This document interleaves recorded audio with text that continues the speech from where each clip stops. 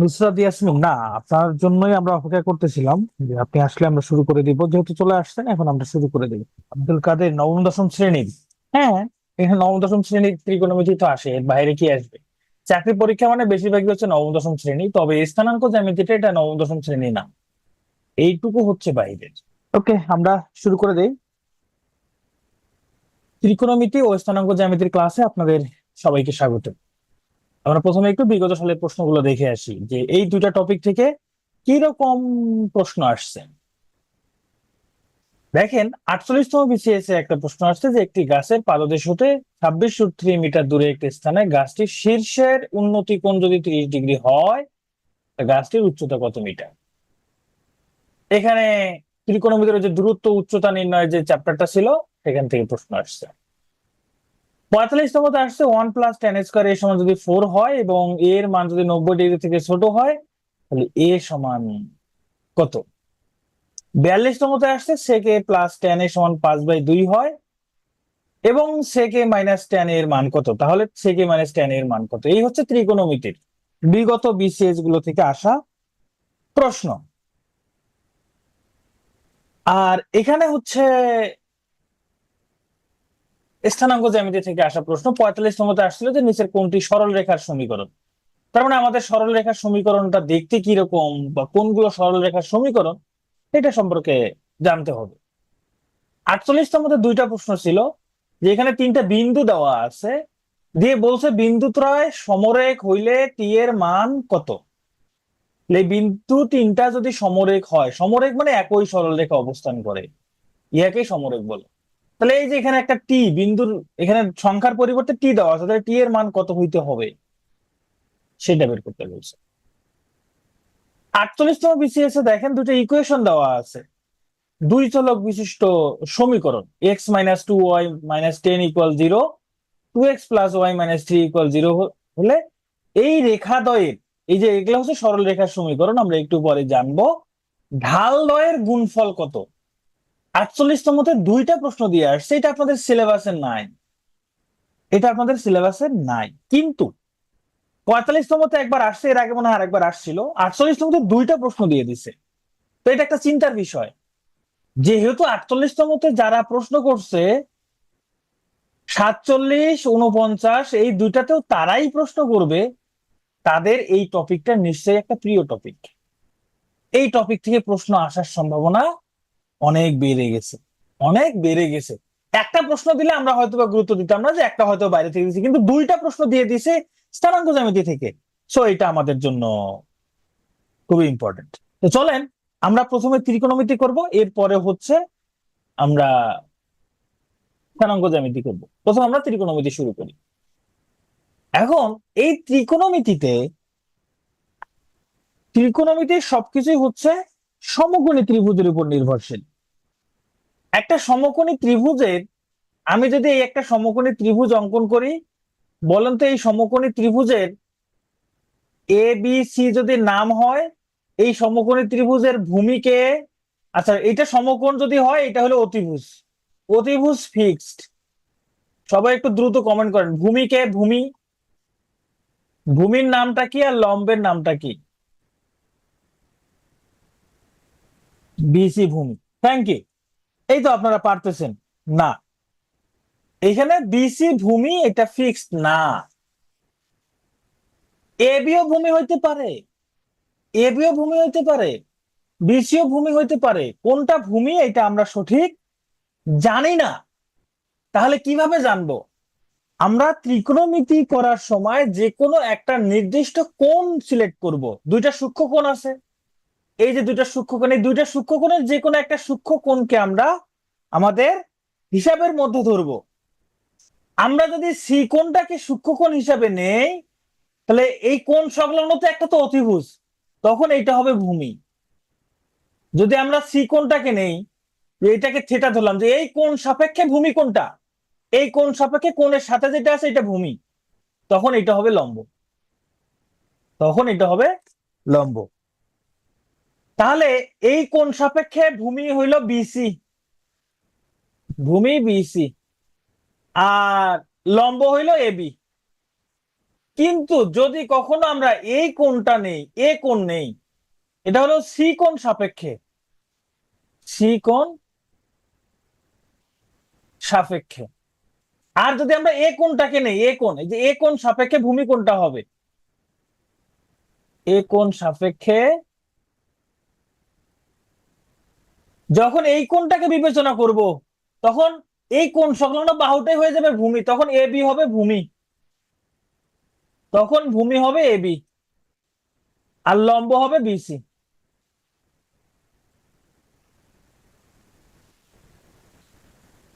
আমরা কি এবার ভূমি এবং লম্বের কনসেপ্টটা ক্লিয়ার হয়েছি?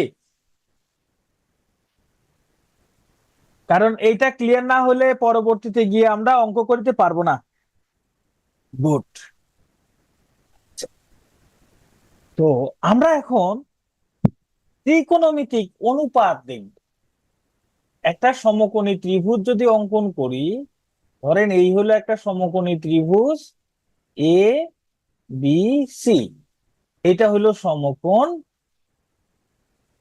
এইটা অতিভুজ, আমরা এই কোণটাকে বিবেচনা করি, এটা থিটা হলে এটা হলো ভূমি, আর এটা হলো লম্ব। বলেন তো ত্রিকোণমিতিক ত্রিকোণমিতিক অনুপাত কয়টা? ত্রিকোণমিতিক অনুপাত হলো 6টা। সাইন, কস,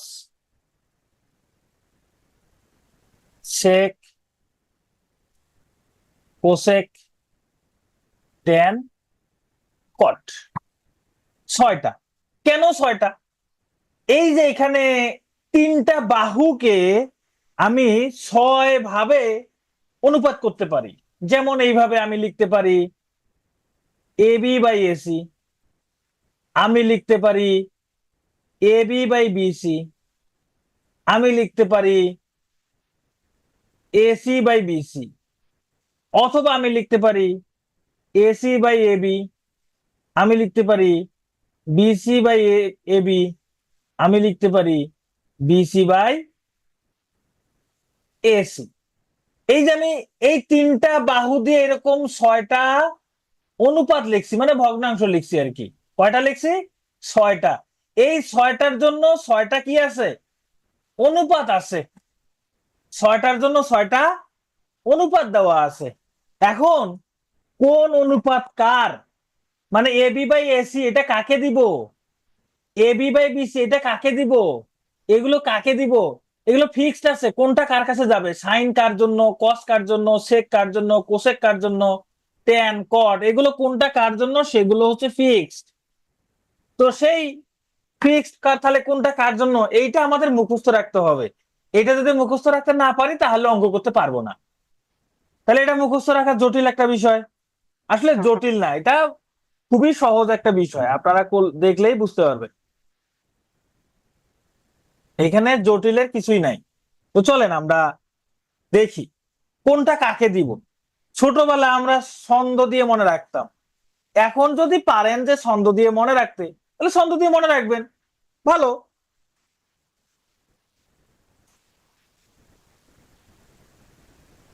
চলেন আমরা একটা একটা করে দেখি। প্রথমে, আচ্ছা এখানে কোন উৎপন্ন করে, কোন লেখাই ছিল। আচ্ছা, আমরা প্রথমে দেখব যে এখানে অতিভুজ, ভূমি, লম্ব, তাহলে কোনটা? সকালে লিচু অথবা কলা ভক্ষণ অপেক্ষা টাটকা লবণ ভালো। বাহ! সুন্দর হয়েছে। মহিন মাহি। অনেক ছন্দ আছে, যার যেটা ভালো লাগে, যেভাবে ভালো লাগে সেটা মনে রাখবেন। প্রথমে আমি দেখবো সাইনের, সাইন থিটা। থিটাটা হলো কোণ। প্রত্যেকটা ত্রিকোণমিতিক অনুপাতের সাথে একটা করে কোণ থাকবেই, এখানে একটা কোণ থাকবেই, এখানে সংখ্যা থাকবে, কোণের মান দেওয়া থাকবে, কিন্তু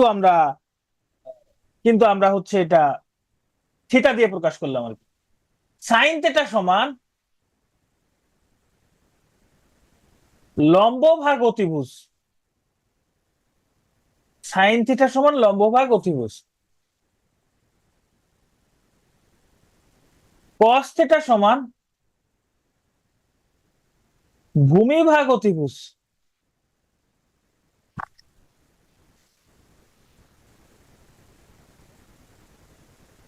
টেন থিটা সমান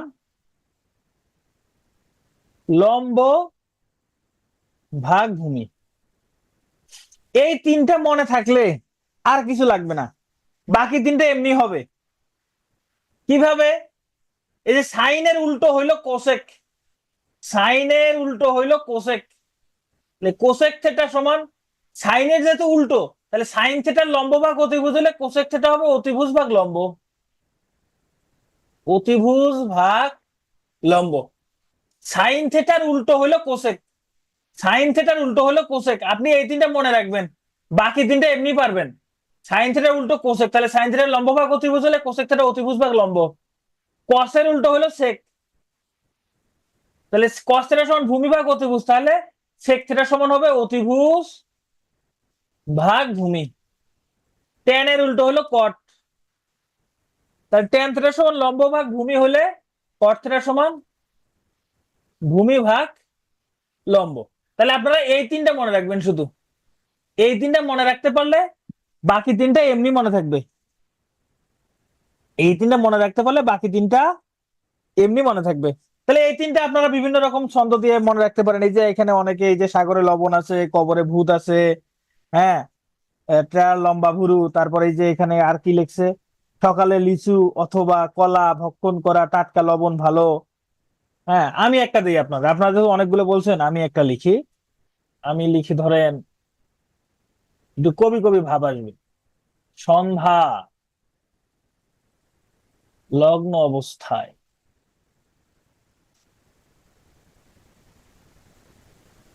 কখনো ভাবিনি অসহায়, তানিয়ার লজ্জা ভাঙ্গিল।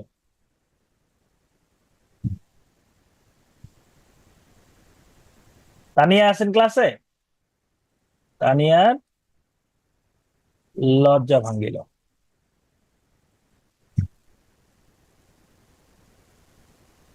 তাহলে যে সন্ধ্যা, সন্ধ্যার সতে এস মানে সাইন, সাইন যেটা সমান এই যে লগ্ন লতে লম্ব, অবস্থার অতে অতিভুজ, তাহলে সাইন থিটা সমান লম্ব ভাগ অতিভুজ। কখনো কতে কস, ভাবিনীর ভতে ভূমি, অসহায়ের অতে অতিভুজ, তানিয়ার টি, তানিয়া লিখতে টি লাগে না, ট্যান, তাহলে ট্যান থিটা সমান তানিয়ার কি হয়েছে, লজ্জা ভাঙছে, তাই না? লজ্জার লতে লম্ব, ভতে ভতে ভূমি। এভাবে আপনারা মনে রাখতে পারেন, যার যেটা মনে থাকবে সে সেটা দিয়েই আপনারা মনে রাখার ট্রাই করবেন। এগুলো লাগবেই। আচ্ছা, তানিয়া মনে হয় আছে ক্লাসে 9। ওকে, ঠিক আছে। তো আমরা এইটা, এই যে এখানে সব লেখা আছে, এগুলো আপনারা দেখে নিবেন। আমি বলছিলাম যে সাইনের উল্টো কোসেক, বলছিলাম না, সাইন থিটার উল্টো কোসেক থিটা। তো সাইন থিটার উল্টো যদি কোসেক থিটা হয়, তাই এই জন্য সাইন থিটা সমান 1 বাই কোসেক থিটা। তাহলে সাইনের উল্টো কোসেক, একই রকম ভাবে কোসেকের উল্টো সাইন, তাহলে কোসেক থিটা সমান 1 বাই সাইন থিটাও লেখা যাবে। সেম ভাবে কস থিটা সমান, কসের উল্টো সেক যেহেতু, এই জন্য কস থিটা সমান 1 বাই সেক থিটা, সেকের উল্টো কস, তাহলে 1 বাই কস থিটা। আবার টেন থিটা সমান 1 by cot theta, cot theta সমান 1 বাই টেন থিটা। আর এইটা অতিরিক্ত ভাবে মনে রাখবেন, টেন থিটা সমান sine theta by cos theta. Tan theta সমান যদি sine theta by cos theta হয়, কট থিটা সমান কি বলেন তো দেখি? কট থিটা সমান কি?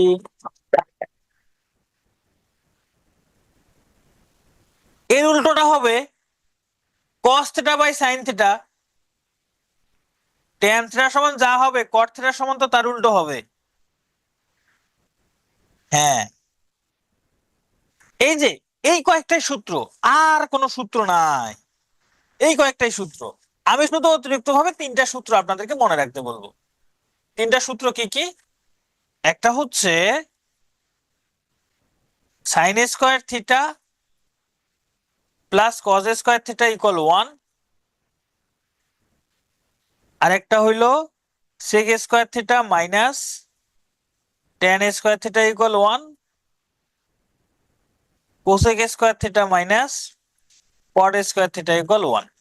এই তিনটা, এই কয়েকটা সূত্র, আপনাদের আর কোনো সূত্র কিচ্ছু মনে রাখতে হবে না, এই কয়েকটা জিনিস মনে রাখলেই হবে। এই কয়েকটা, আর কিছু মনে রাখা লাগবে না।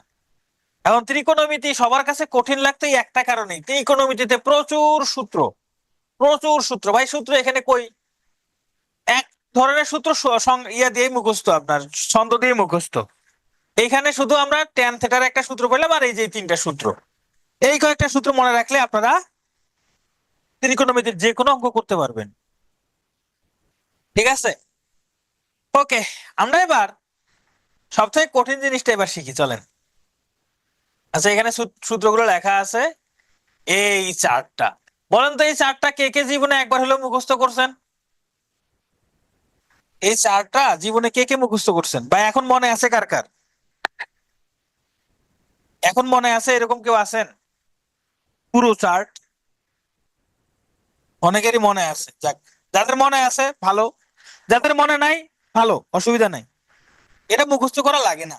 তবে হ্যাঁ, মুখস্থ করা লাগে না তার মানে এই না যে আপনি একেবারে শর্টকাট দিয়ে সব বাড়ি করবেন। ধরেন এই যে অনলাইনে ঢুকলেই বা ইউটিউবে সার্চ দিলেই এই যে হাতের 5 আঙ্গুল দিয়ে, হ্যাঁ, হাতের 5 আঙ্গুল দিয়ে হচ্ছে আপনাকে এগুলো মুখস্থ করাচ্ছে। 1 2 3 4, ও 5টা আঙ্গুল হয়েছে না, মুখস্থ করাচ্ছে, তাই না?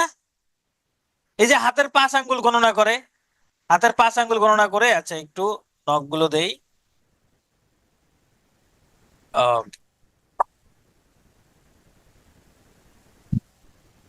তো হাতের 5 আঙ্গুল আপনি মুখস্থ করে, মানে এইখান থেকে মুখস্থ করে পরীক্ষার হলে বাড়ি করতে আপনার 1 মিনিট বা 2 মিনিট চলে যাবে। ভাই আপনার যদি 2 মিনিট একটা নৈবেদিক অ্যান্সার করতে চলে যায়, তার মানে আপনার ফেল করার হার বেড়ে গেল। তো এই ধরনের শর্টকাট কোনো কাজেই লাগে না, এই ধরনের শর্টকাট কোনো কাজেই লাগে না। আপনাদের যেটা করতে হবে এখানে, একটা মান মুখস্থ করবেন, দুইটা, সরি একটা না, দুইটা মান মুখস্থ করবেন। একটা হচ্ছে সাইনের, আর একটা হচ্ছে ট্যানের। এই দুইটা মান একদম মুখস্থ করে ফেলবেন। এই দুইটা মান মুখস্থ করলে আর কিচ্ছু লাগবে না, শুধু সাইন আর ট্যান, এই দুইটা মান দিয়ে সব অঙ্কই করা যায়, এই দুইটা মান দিয়ে সব অঙ্কই করা যায়। তাহলে এক্ষুনি মুখস্থ করে ফেলেন। সাইন 0 ডিগ্রি মান 0, সাইন 30 ডিগ্রি মান হাফ, 45 ডিগ্রি মান 1/√2, 60 ডিগ্রি মান √3/2, 90 ডিগ্রি মান 1। যতক্ষণে আপনি ওই শর্ট টেকনিক আয়ত্ত করবেন, ততক্ষণে এই দুইটা মান মুখস্থ হয়ে যাবে, ততক্ষণে এই দুইটা মান মুখস্থ হয়ে যাবে।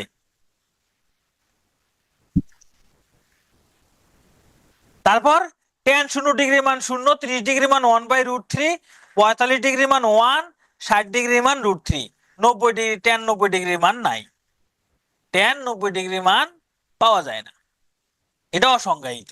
তাহলে এই দুটা মান মুখস্থ করা যাবে না, পুরো শর্টকাট দরকার আছে, এই দুটা মান মুখস্থ করে ফেলেন। তো দুইটা মান মুখস্থ করলেও কস লাগে, আবার কস লাগে। সাইন 0 ডিগ্রি, আচ্ছা 0 ডিগ্রি পুরো কোণ কত? 90 ডিগ্রি না? তাহলে সাইন 0 ডিগ্রি মান যত হবে কস 90 ডিগ্রি মান তত হবে, সাইন 0 ডিগ্রি মান যত হবে কস 90 ডিগ্রি মান তত হবে। দেখেন কস 90 ডিগ্রি মান 0। এই যে সাইন 30 ডিগ্রি মান মুখস্থ আছে, তাহলে 30 ডিগ্রি কোণের পুরো কোণ কত? 60 ডিগ্রি। তাহলে কস 60 ডিগ্রি মান এটা হবে, সাইন 30 ডিগ্রি মান যা হবে কস 60 ডিগ্রি মান তাই হবে। দেখেন কস 60 ডিগ্রি মান এই যে হাফ, দেখছেন কস 60 ডিগ্রি মান হাফ।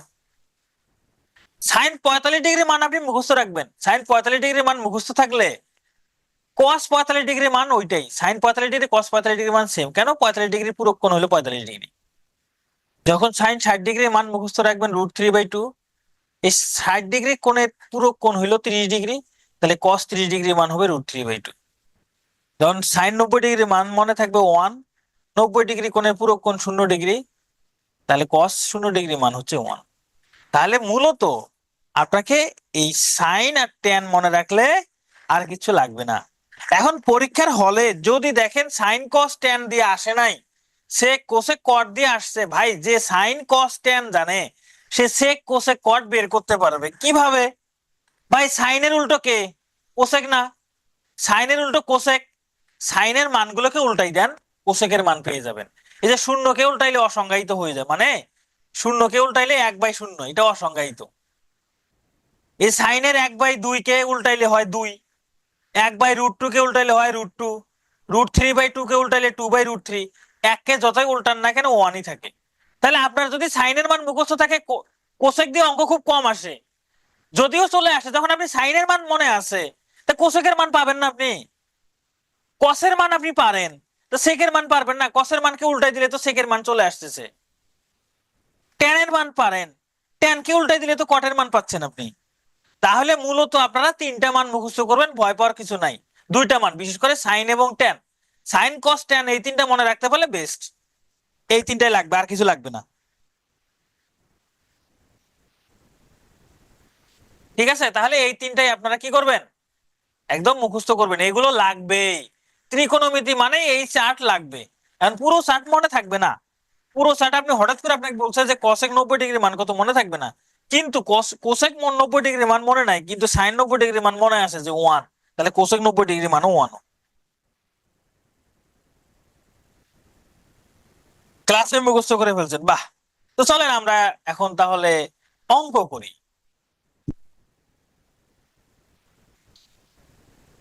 বলছে 3 cot A = 4 হইলে সাইন A সমান কত।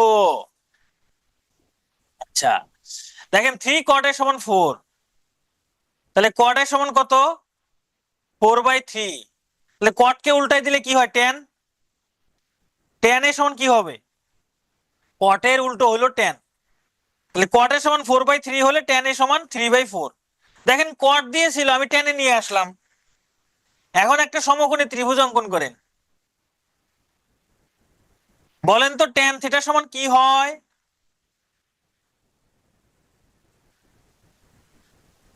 লম্ব ভাগ অতিভুজ না, না সরি, লম্ব ভাগ ভূমি না, লম্ব ভাগ ভূমি। আমি যদি এই কোণটাকে নেই, তাহলে লম্ব কোনটা, উপরেরটা লম্ব, তাহলে এই যে লম্ব 3, ভূমি 4, অতিভুজ তাহলে কি হইবে, একটা 3 একটা 4, পিথাগোরাসের ত্রয়ী সংখ্যা, আর একটা 5 হবে। এখন বলছে সাইন A সমান কত, তাহলে এখন বের করেন। সাইন A সমান লম্ব ভাগ অতিভুজ, লম্ব ভাগ অতিভুজ।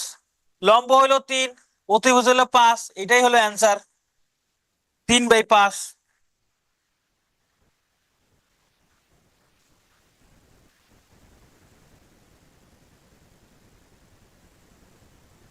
কোন আপনার ইচ্ছা মতো নেবেন, সমস্যা নাই, কিন্তু এখানে যেহেতু বলছে এ, তাহলে এটাকে আপনি আপনার মতো করে নেন। এর সাথেটা ভূমি হবে, এই জন্য আমি এটা এখানে লিখছি, এটা আমি এখানে লিখছি যাতে, যেহেতু এখানে এ আছে, এই যে এ, এই যে এ কোনটাকে আমি বিবেচনায় নিছি, তাহলে এ কোন সংলগ্ন বাহুটা হইলো ভূমি, এর বিপরীত বাহুটা হইলো লম্ব, এইভাবে নিছি। আপনি আপনার মতো করে নিতে পারেন, কোনো অসুবিধা নাই।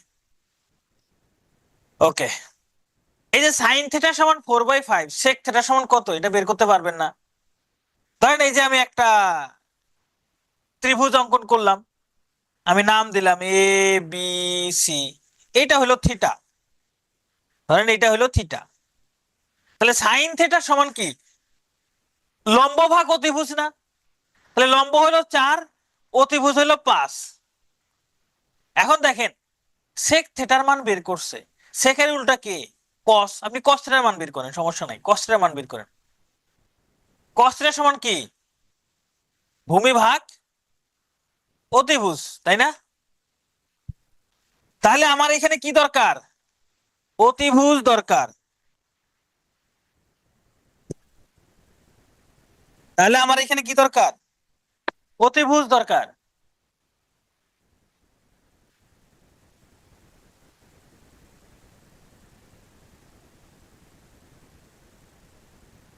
ভূমি দরকার। ও আচ্ছা, এখানে তো সাইন থিটা সমান কি, লম্ব ভাগ অতিভুজ, আচ্ছা এটা হবে অতিভুজ, এটা হবে অতিভুজ। তাহলে ভূমি দরকার, ভূমি দরকার। Thank you, thank you. হ্যাঁ, ভূমি দরকার। তাহলে একটা 4 একটা 5, তাহলে আর একটা 3, কারণ এই যে 3 4 5 এগুলো পিথাগোরাসের ত্রয়ী সংখ্যা। তাহলে এখন cos থিটা সমান কি হবে, ভূমি ভাগ অতিভুজ, কিন্তু আমার কাছে চাইছে সেক থিটা, তাহলে কসের উল্টো হলো সেক, সেক থিটা সমান 5/3। এটা হলো অ্যান্সার, এটা হলো অ্যান্সার। তাহলে এই ধরনের অঙ্কগুলো আপনারা নিজেরা কি করবেন, প্র্যাকটিস করবেন। এটা সহজ। এই যে ট্যান থিটা সমান √3, এখন ট্যান কত ডিগ্রির মান √3 বলেন তো, ট্যান কত ডিগ্রির মান √3? ট্যান 60 ডিগ্রির মান √3, তার মানে আসলে থিটা সমান 60 ডিগ্রি। থিটা সমান কত ডিগ্রি? 60 ডিগ্রি। এখানে থিটা যদি 60 ডিগ্রি দেওয়া যায় তবেই এর মান √3 হবে। তাহলে এখন কস এর মান বের করতে বলছে, তার মানে কস 60 ডিগ্রির মান কত বলেন, কস 60 ডিগ্রির মান কত? কস 60 ডিগ্রি মানে সাইন 30 ডিগ্রি, 1/2। এই হলো অ্যান্সার। কস 60 ডিগ্রির মান যা হবে সাইন 30 ডিগ্রির মান তাই হবে, কারণ 30 আর 60 এরা পরস্পর পূরক কোণ। সাইন 30 ডিগ্রি মান আপনি মুখস্থ করছেন হাফ, তাহলে হাফ।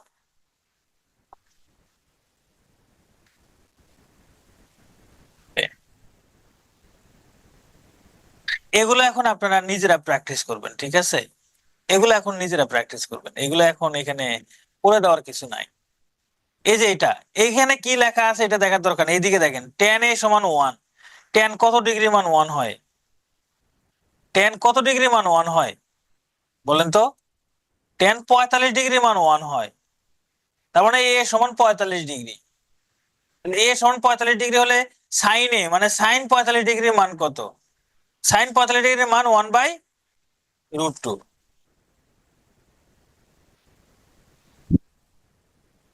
অবশ্যই সূত্র পারতে হবে নুসরাত, সূত্র পারতে হবে, সূত্র মনে রাখতে হবে,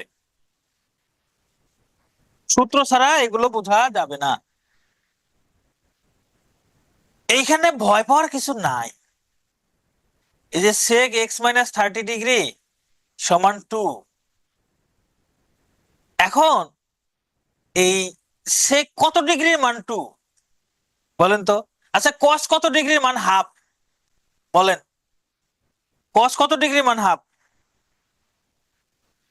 60 ডিগ্রি না? cos 60 ডিগ্রির মান হাফ না? তার মানে sec 60 ডিগ্রির মান হলো 2, তার মানে sec 60 ডিগ্রির মান হলো 2।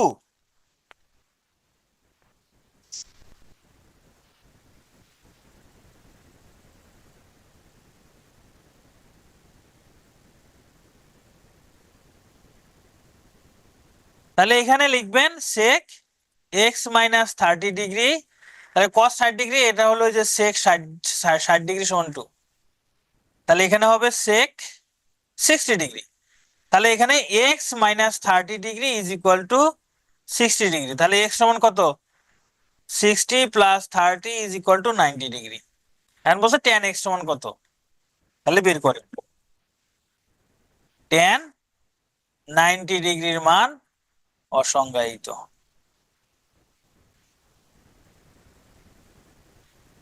অসংজ্ঞায়িত।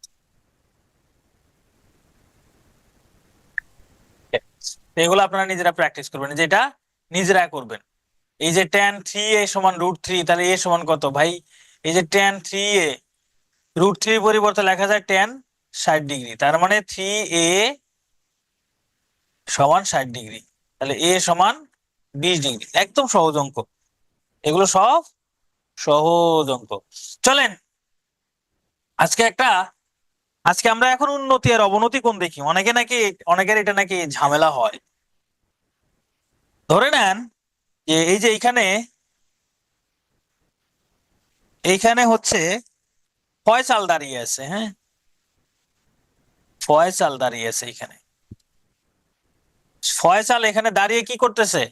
এই যে বারান্দায় আসছে কে? বারান্দায় কে আসছে? এটা কে? নাম কি? ধরেন এর নাম হলো দীপিকা পাডুকোনে, হ্যাঁ? দীপিকা, দীপিকা, জুলেখা না না, পরিমিনী, পরিমিনী এখন চলে না। আচ্ছা দীপিকা, তো বয়স হয়ে গেছে অবশ্য। তো ফয়সাল দেখা করতেছে, ভালো করে খেয়াল করেন। এই যে দীপিকা উপর থেকে দেখতেছে কার দিকে? ফয়সালের দিকে দেখতেছে। তো দীপিকা এখান থেকে যখন দেখতেছে, দীপিকার চোখের বরাবর আমরা যদি একটা রেখা কল্পনা করি, একটা রেখা কল্পনা করি, এই যে চোখ বরাবর সোজা ভূমির সমান্তরাল একটা রেখা কল্পনা করলাম, ঠিক আছে? এই যে রেখাটা কল্পনা করলাম, এই রেখা থেকে দীপিকার নজরটা কতটুকু নিচের দিকে আছে? এই রেখা থেকে দীপিকার নজরটা কতটুকু নিচের দিকে আছে? এটাই হলো অবনতি কোণ। এই রেখা বরাবর সে তো এদিকে সোজা দেখতেছে না, নিচের দিকে দেখতেছে। কতটুকু নিচের দিকে? এটাই হলো অবনতি কোণ। ঠিক সেম ভাবে ফয়সাল, এই যে ফয়সাল এইখানে, এই যে ফয়সাল এইখানে কি করতেছে? এখান থেকে উপরের দিকে দীপিকার দিকে তাকাচ্ছে। হ্যাঁ, তারা চোখের ভাষায় কথা বলতেছে। জোরে কথা বললে আবার বাসা থেকে কেউ শুনে ফেলবে, সর্বনাশ হয়ে যাবে। তারা চোখের ভাষায় কথা বলতেছে। ফয়সাল ভূমির সাথে আছে, হ্যাঁ, এই যে ভূমির, ওর চোখ বরাবর যদি আমি একটা রেখা কল্পনা করি, এই যে ফয়সাল উপরের দিকে তাকাচ্ছে না, এই যে ভূমির সাথে যে কোণ উৎপন্ন করছে, এটাই হবে উন্নতি কোণ। এটাই হলো উন্নতি কোণ। বুঝতে পারছেন?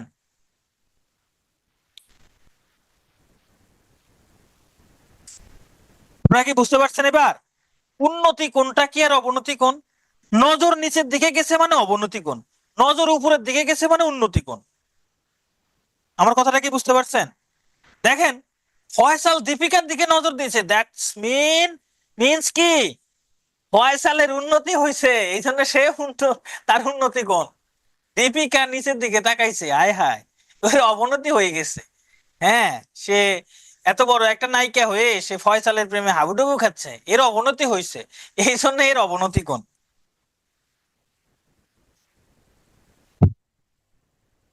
এবার বুঝতে পারছেন উন্নতি কোণ আর অবনতি কোণটা কি?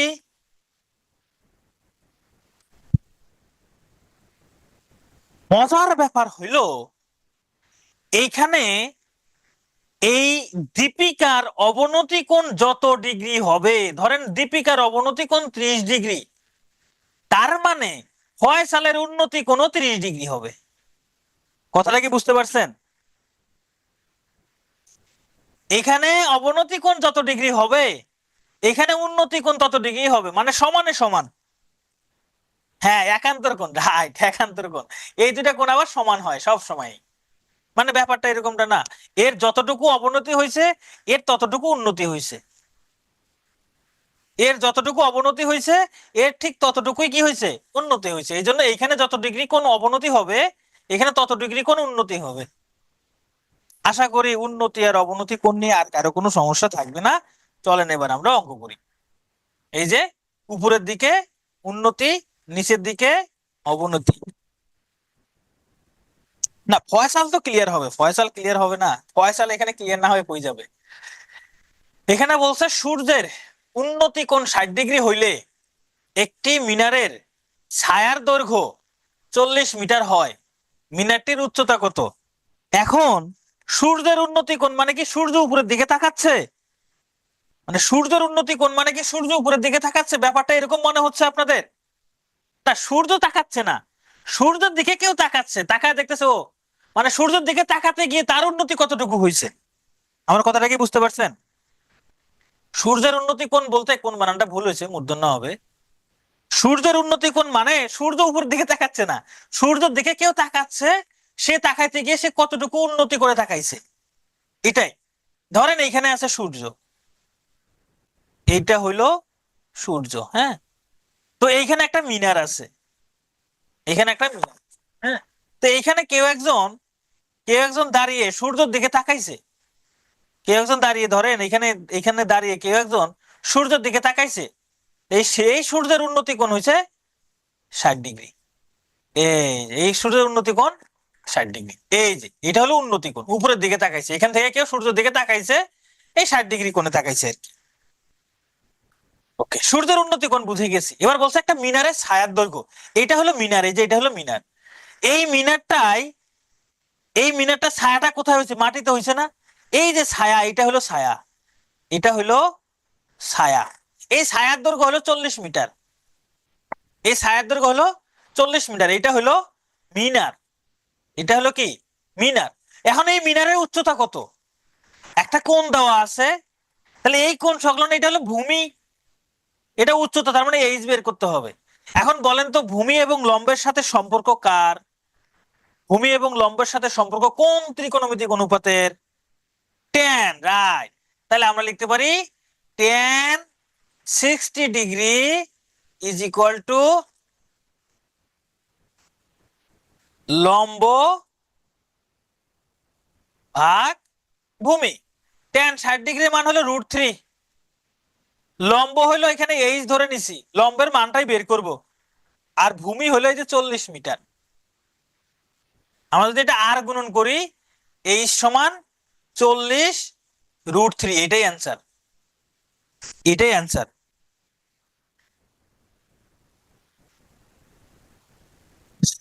আর একবার কি বোঝাবো, কোন জায়গাটা বোঝেন নাই আমাকে সেটা বলেন, আমি সেটা বুঝাবো। পুরা ম্যাথ আমি বুঝাবো না, আপনি কোন পোর্শনটা বুঝেন নাই সেটা বলেন, আমি সেটা বুঝাই দিচ্ছি।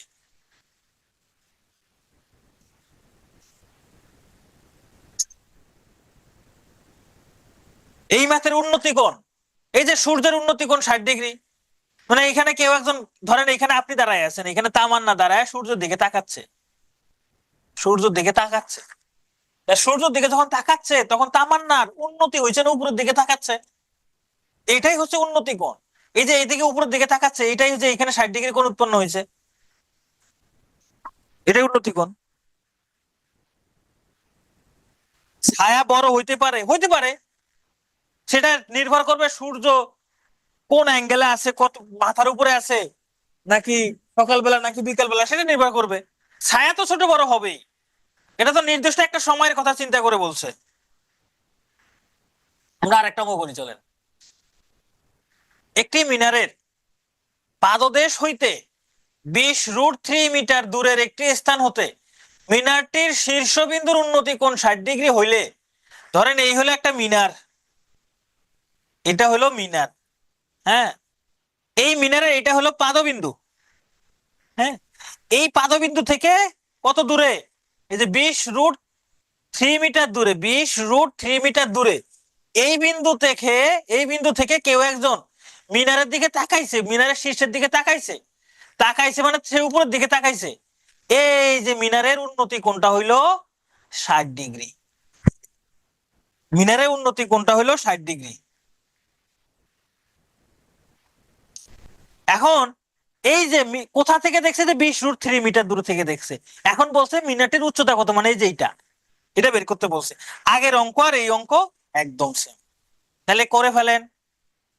tan 60 ডিগ্রি সমান লম্ব ভাগ ভূমি, লম্ব হইলো এইচ, ভূমি হইলো 20 √3, tan 60 ডিগ্রির মান হলো √3, এইচ বাই 20 √3, আর গুণন করলে এইচ সমান 20 √3 গুণন √3, তাহলে 20 √3 গুণ করলে 3 হয়, মানে 60। তাহলে মিনারটার উচ্চতা ছিল 60 মিটার, মিনারটির উচ্চতা ছিল 60 মিটার। এগুলো হচ্ছে আপনাদের রিটেনেও কাজে লাগবে। ও আপনারা তো 49 দিচ্ছেন, যারা 47 দিবেন এগুলো রিটেনেও আসে, রিটেনেও কিন্তু আসে, এগুলো রিটেনে কাজে লাগবে। তাহলে এই ধরনের অঙ্কগুলো আপনারা করতে পারবেন না। এখানে বলছে একটা 48 মিটার লম্বা খুঁটি ভেঙে গিয়ে সম্পূর্ণ বিচ্ছিন্ন না হয়ে ভূমির সঙ্গে 30 ডিগ্রি কোণ উৎপন্ন করে। তাহলে এই ধরেন একটা খুঁটি, এটা পুরোটাই কি খুঁটি, ওকে। খুঁটিটা দৈর্ঘ্য হলো 48 মিটার, দৈর্ঘ্য কত? 48 মিটার। ধরে নেই খুঁটিটা এখানে ভাঙ্গা গেছে, এই যে এখানে ভাঙ্গা যাইয়া এই অংশটা একবার বিচ্ছিন্ন হয়ে যায় নাই, ধরেন এটা ভেঙে এইরকম করে মাটির সাথে লেগে আছে, এই উপরের অংশটা ভেঙে মাটির সাথে এরকম করে লেগে আছে, এইখানে যে ভূমির সাথে 30 ডিগ্রি কোণ উৎপন্ন করছে, ভূমির সাথে 30 ডিগ্রি কোণ উৎপন্ন করছে। এইটুকু বুঝতে পারছেন কিনা? মানে এটা পুরোটাই খুঁটি ছিল, খুঁটির এই উপরের অংশটা ভেঙে গিয়ে কি করছে, এই যে নিচে এরকম করে খুঁটির সাথে লেগে আছে।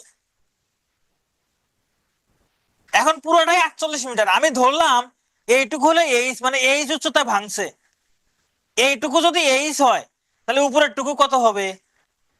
পুরোটাই 48। এইটুকু এইচ হলে উপরের টুকু 48 মাইনাস এইচ হবে না?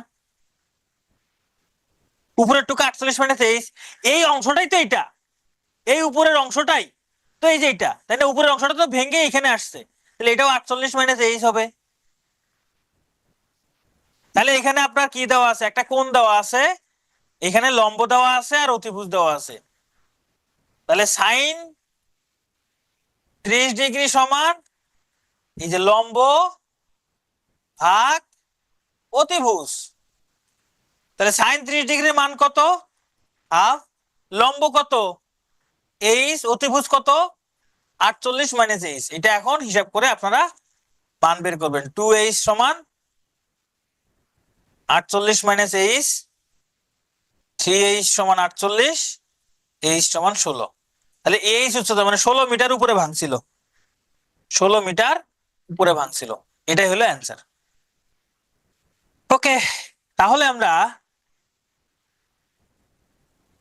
এগুলো হচ্ছে আপনারা নিজেরা প্র্যাকটিস করবেন। সব অঙ্ক তো করে দেওয়ার কিছু নাই, প্রত্যেকটা অঙ্কই প্রায় সেম। তাহলে এই যে এটাও নিজেরা প্র্যাকটিস করবেন। আচ্ছা, একজন অবনতি কোণের কথা বলছিল, তাই না? একটা অবনতি কোণের অঙ্ক করা লাগে, তাই না? চলেন একটা আমরা অবনতি কোণের অঙ্ক করি, যে অবনতি কোণ হইলে কি হবে। ধরেন আমাদের লেকচার বুকে যে অঙ্কটা আছে, আমি এটাই একটা করাই দেই। লেকচার বুকে আছে এই যে অঙ্ক, ঝড়ে একটি গাছ হেলে পড়লো। হেলে পড়লো, গাছের গোড়া থেকে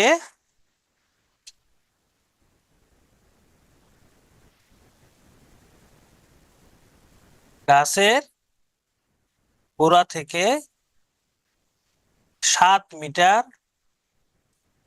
উঁচুতে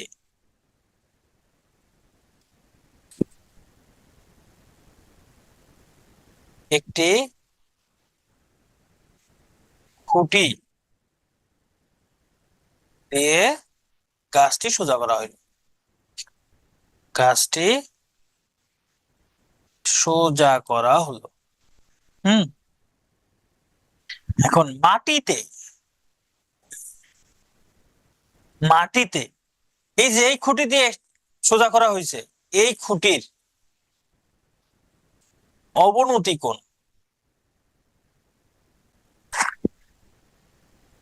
এই খুঁটির অবনতি কোণ 30 ডিগ্রি হলে খুঁটির দৈর্ঘ্য কত? খুঁটির দৈর্ঘ্য কত? প্রশ্ন হলো এটা।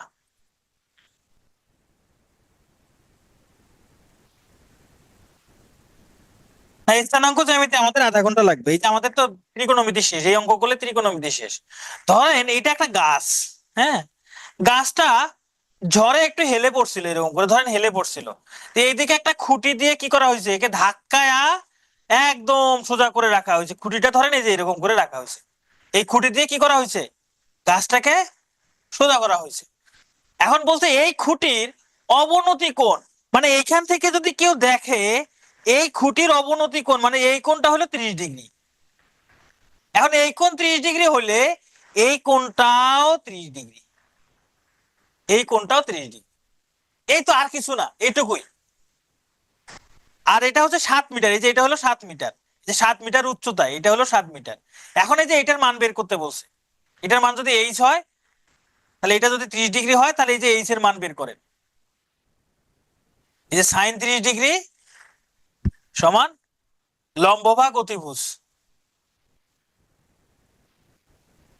7/8, মানে হাফ সমান 7/8, এইচ সমান 14। এই হলো অ্যান্সার, এই হলো অ্যান্সার, আর কিছু না। আচ্ছা, আমরা এরপর হচ্ছে স্থানাঙ্ক জ্যামিতি করব। এই টপিকটা করার আগে আমরা একটু ব্রেক নেই। এখন বাজে 8টা 51, আমরা ঠিক 9টায় ফিরবো। 9টায় ফিরবো, ঠিক আছে,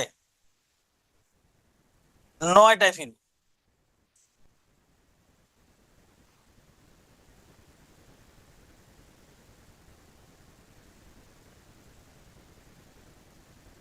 আমরা এখন স্থানাঙ্ক জ্যামিতি করব। হ্যাঁ, স্থানাঙ্ক জ্যামিতি করার আগে আমাদের কিছু বেসিক জিনিসপত্র লাগবে। আর সাউন্ড পাচ্ছেন না সবাই? কি সাউন্ড ঠিক আছে না? ও আচ্ছা, এখন পাচ্ছেন, ওকে ঠিক আছে। প্রথমে হচ্ছে, ধরেন আমরা যদি সংখ্যা রেখার দিকে তাকাই, সংখ্যা রেখা আমরা ঠিক ছিলাম না কতদিন? ধরেন এটা হলো 0, 1, 2, ধরেন এই পাশে -1, -2। ধরেন যদি বলে 2 কোথায় আছে, 2 একটা বিন্দু, এই যে এখানে 2 আছে। যদি বলে 1, এই যে 1 একটা বিন্দু। যদি বলে 0, 0 একটা বিন্দু। যদি বলে -1, এই যে -1 এখানে একটা বিন্দু। হ্যাঁ, -2 যদি বলে এখানে একটা বিন্দু। সেম ভাবে আমরা স্থানাঙ্ক জ্যামিতিতে দেখব কোন একটা বিন্দুর অবস্থান, এরকম দুইটা রেখা যদি আড়াআড়ি আমরা লিখি, এটাকে বলা হয় এক্স অক্ষ। এটার নাম হলো এক্স অক্ষ, আর এটার নাম হলো ওয়াই অক্ষ। এটা ধরা হয় জাস্ট। যদি এই বিন্দুটা, ধরেন এই বিন্দুটা কোথায় আছে, এই বিন্দুটা কোথায় আছে সেটা আমরা কিভাবে বের করব? আমরা প্রথমে এক্স অক্ষের দিকে এইদিকে আসব। ধরেন এইটুকু আসলাম, আসার পর এরপর সোজা উপরের দিকে যাব, তাই না? এই যেটা, তাহলে এই বিন্দুটার স্থানাঙ্ক যদি এক্স ওয়াই হয়, তাহলে এই যে এই অংশটুকুর দৈর্ঘ্য হইলো এক্স, আর এই অংশটুকুর দৈর্ঘ্য হইলো ওয়াই। তাহলে এই বিন্দুটা প্রথমে এইদিকে আমি এক্স বরাবর এক্স দূরত্ব যাব এখান থেকে, তারপর উপরের দিকে ওয়াই দূরত্ব গেলে আমরা এই বিন্দুটাকে পাচ্ছি। তাহলে দ্বিমাত্রিক স্থানাঙ্ক ব্যবস্থায়, দ্বিমাত্রিক স্থানাঙ্ক ব্যবস্থায় যে কোনো বিন্দুর অবস্থান জানার জন্য আমার দুইটা মান দরকার। এটা হচ্ছে এক্স অক্ষ বরাবর, আর হচ্ছে ওয়াই অক্ষ বরাবর। উপরের লেখাটা বুঝি নাই, উপরের কোন লেখা বোঝে নাই ভাই? এটা ওয়াই অক্ষ, অক্ষ নাম, এটা ওয়াই অক্ষ, এটা না বোঝার কি আছে?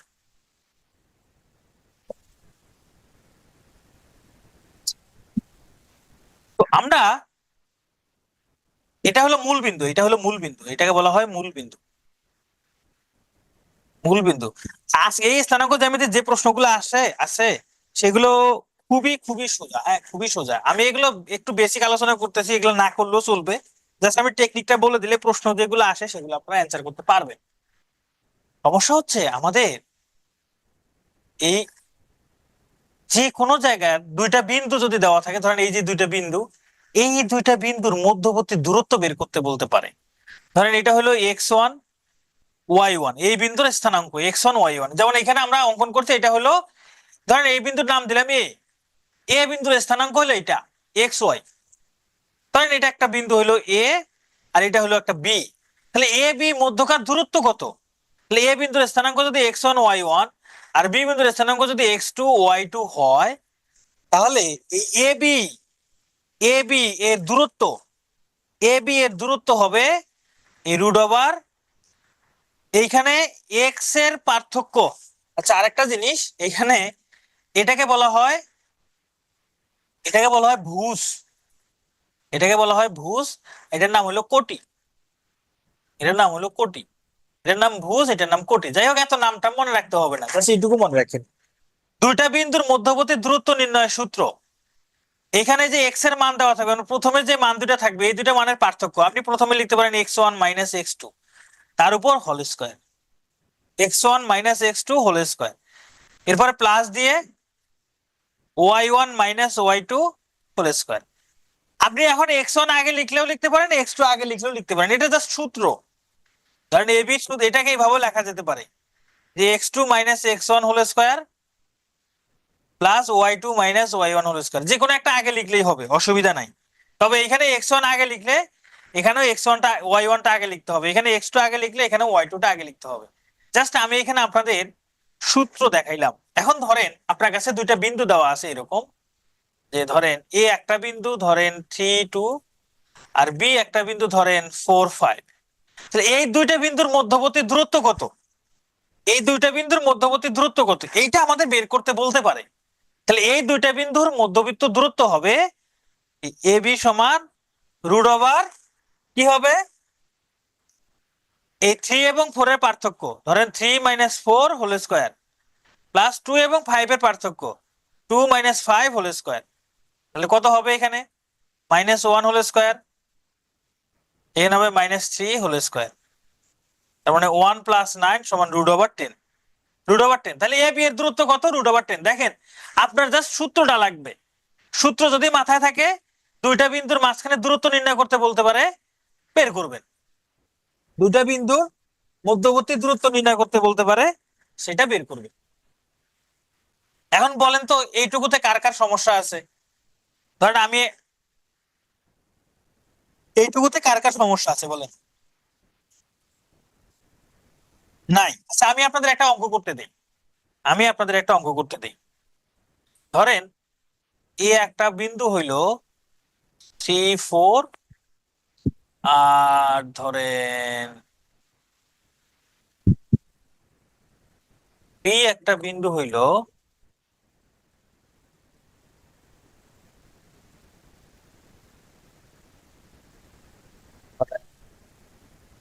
7 8। এই এ বি এর দূরত্বটা বের করেন তো সবাই, এ বি এর দূরত্বটা একটু বের করেন তো দেখি। এই তো আপনারা পারতেছেন, থ্যাংক ইউ। তাহলে আমাদের সূত্রটা কি? রুট ওভার এখানে প্রথম মান দুটার পার্থক্য, আমি 7টা আগে লিখি, 7 - 3 প্লাস পরের মান দুটার পার্থক্য 8 - 4, তাহলে এখানে হলো 4 স্কয়ার প্লাস 4 স্কয়ার, তার মানে √32। এটাকে এভাবে লেখা যায় যে 16 দুগুণে 32 মানে 4√2, এভাবে লেখা যায়, এটা রাইট। তো যাই হোক আপনারা দূরত্ব নির্ণয় করতে, এবার আসেন আমি একটু সরল রেখা দেখি। সরল রেখা, তো দুইটি বিন্দুর মধ্যবর্তী দূরত্ব আমরা শিখে গেছি তাই না? Okay. এবার আমরা দেখব সরল রেখা এবং সরল রেখার সমীকরণ। সরল রেখা কি? আমরা তো রেখা পড়ছি, এটা একটা সরল রেখা, এটা একটা সরল রেখা, এটা একটা সরল রেখা, এগুলো প্রত্যেকটা আচ্ছা প্রত্যেকটা কি এক একটা সরল রেখা। এখন সরল রেখা তো চিনি, সরল রেখার সমীকরণ আবার দেখতে কেমন, সরল রেখা দেখতে কেমন হয় এটা আমরা জানি, কিন্তু সরল রেখার সমীকরণ দেখতে কেমন হয় চলেন সেটা আমরা একটু দেখি। ধরেন আমি একটা সমীকরণ লিখলাম 2x + y = 5, আমি একটা সমীকরণ লিখলাম এটা 2x + y = 5। আমি এই যে এখানে ছক কাগজ অঙ্কন করছি, এটা হলো y অক্ষ আর এটা হলো x অক্ষ। হ্যাঁ, তো দেখেন আমি যদি এখানে x এর মান 0 বসাই, এইখানে y এর মান কত হবে বলেন তো দেখি। x এর মান 0 বসালে y এর মান কত হয়? যে 2.0 + y = 5, তাই না? তার মানে 0 + y = 5, অর্থাৎ y = 5। তার মানে এই সরল রেখায় x এর মান যদি 0 হয়, y এর মান হবে 5, হবে না? x এর মান 0 হলে y এর মান 5। আচ্ছা এবার আমি x এর মান আমি 2 বসাই, x এর মান আমি 2 বসাবো। x এর মান যদি 2 বসাই তাহলে y এর মান কত হয় দেখেন তো, 4 + y = 5, তাহলে y সমান কত হয়? 5 - 4 মানে 1। তার মানে আমি x এর মান যখন আমি 2 বসাইলাম, y এর মান পাচ্ছি 1। x এর মান 2 বসাইলে y এর মান পাচ্ছি কি 1। আচ্ছা এবার আসেন আমি এবার y এর মান 0 বসাই দেখি, y এর মান 0 বসাই, তাহলে 2x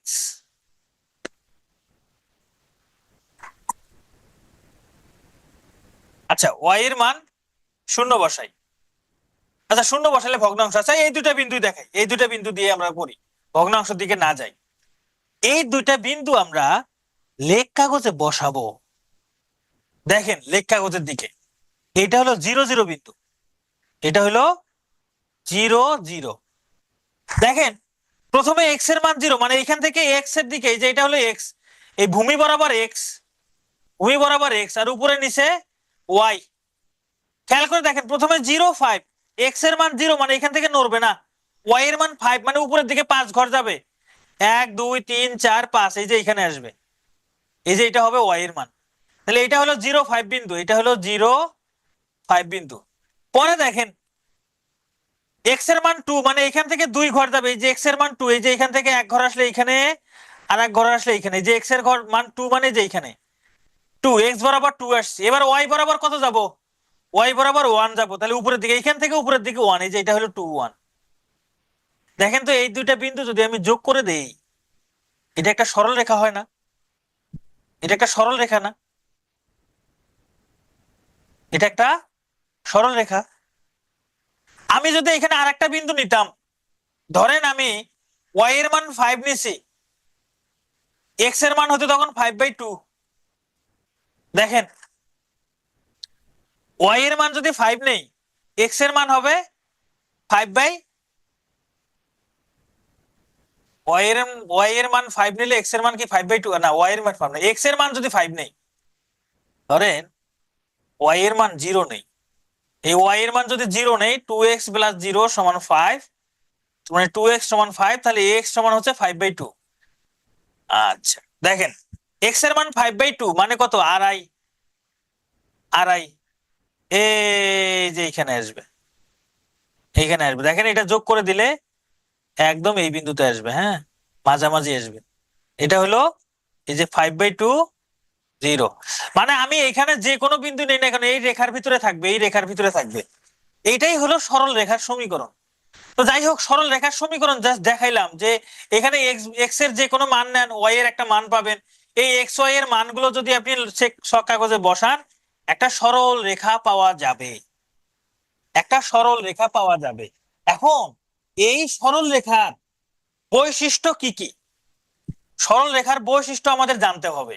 চলেন আমরা সরল রেখার বৈশিষ্ট্য জানি, যেটা দেখে আমরা বুঝতে পারবো যে হ্যাঁ এটা একটা সরল রেখা। সরল রেখা দেখতে হবে এরকম, ax + by + c = 0, দেখতে এরকম হবে। এখানে a b c যে কোনো সংখ্যা হইতে পারে, a b c যে কোনো সংখ্যা হবে। তাহলে সরল রেখা দেখতে এরকম। এই মিতু আপনি একটু অপেক্ষা করেন, অপেক্ষা করেন, এগুলো কঠিন জিনিস, সহজ জিনিস আসতেছে, স্কিপ করিয়েন না, আপনি ক্লাসটা অপেক্ষা করেন। সরল রেখা দেখতে এরকম মানেটা কি? এক্স এবং ওয়াই এর ঘাত এক এক করে থাকবে। এক্স এবং ওয়াই এর পাওয়ার কত? দেখেন এখানেও এক, এখানেও এক। এক্স এবং ওয়াই এর ঘাত কত করে থাকবে? এক এক। ঘাত হবে মানে এক ঘাত বিশিষ্ট হবে, এক ঘাত বিশিষ্ট চলক থাকবে। তাহলে এই একটা বৈশিষ্ট্য, এক ঘাত বিশিষ্ট চলক থাকবে। সরল রেখার বৈশিষ্ট্য নাম্বার 1 এইটা। এটা দেখে বুঝতে পারবেন না যে এক ঘাত বিশিষ্ট চলক। এই যে এখানে এক্স এর ঘাত 1, ওয়াই এর ঘাত 1, তাহলে এটা এক ঘাত বিশিষ্ট যেহেতু আছে, তাহলে এটা হলো সরল রেখার সমীকরণ। তাহলে আর কি কি বৈশিষ্ট্য থাকতে পারে? নাম্বার 2, এক্স এবং ওয়াই এরকম গুণ আকারে থাকতে পারবে না, এক্স ওয়াই পথ থাকবে না। ধরেন আমি একটা রেখা লিখলাম যে a x² + b y + c = 0, এটা সরল রেখার সমীকরণ না। কেন না? কারণ এই যে এখানে, এখানে x এর ঘাত আছে 2, x এর ঘাত আছে 2। এই শোনেন আমি বলি, আপনাদের একটু অপেক্ষা করেন, আপনাদের কঠিন জিনিস শেষ করে ফেলছে, ওগুলো মনে না রাখলেও চলবে, ওই জিনিসগুলো মনে না রাখলেও চলবে। এই যে আচ্ছা আমি বলতেছি, দেখেন তো এই যে এখানে ঘাত 2, তাহলে এটা সরল রেখার সমীকরণ না। এই জিনিসটা বুঝতে পারতেছেন না? এটা কি কঠিন লাগতেছে? আমাকে বলেন। ধরেন কোনো একটা সমীকরণ, এখানে ওয়াই এর উপরে ঘাত 3 আছে, তাহলে এটা সরল রেখার সমীকরণ হবে না। ঘাত 1-এর বেশি হবে না, ঘাত 1-এর বেশি হবে না। 1-এর বেশি হলে ওটা সরল রেখা হবে না, 1-এর বেশি হলে সরল রেখা হবে না। তাহলে এটা সরল রেখার সমীকরণ না। আবার বলছি এক্স ওয়াই পথ থাকবে না, মানে কি? ধরেন আমি একটা সমীকরণ লিখলাম এরকম, xy + by + c = 0, এটা সরল রেখার সমীকরণ না। কেন না? কারণ এই যে এক্স এবং ওয়াই একসঙ্গে আছে, এক্স এবং ওয়াই গুণ আকারে আছে, এটা থাকতে পারবে না। এটা থাকলে সরল রেখার সমীকরণ হবে না। ভাই এখানে কঠিন কি লাগলো আমাকে বলেন তো? আমি যে দুইটা জিনিস বললাম, এই দুইটা জিনিস মনে রাখতে কিছু কঠিন জিনিস আছে এখানে, এইখানে কঠিন কি লাগছে বলেন? না গ্রাফ লাগবে না ভাই, গ্রাফ আসবে না, পরীক্ষায় কোনো গ্রাফ আসবে না।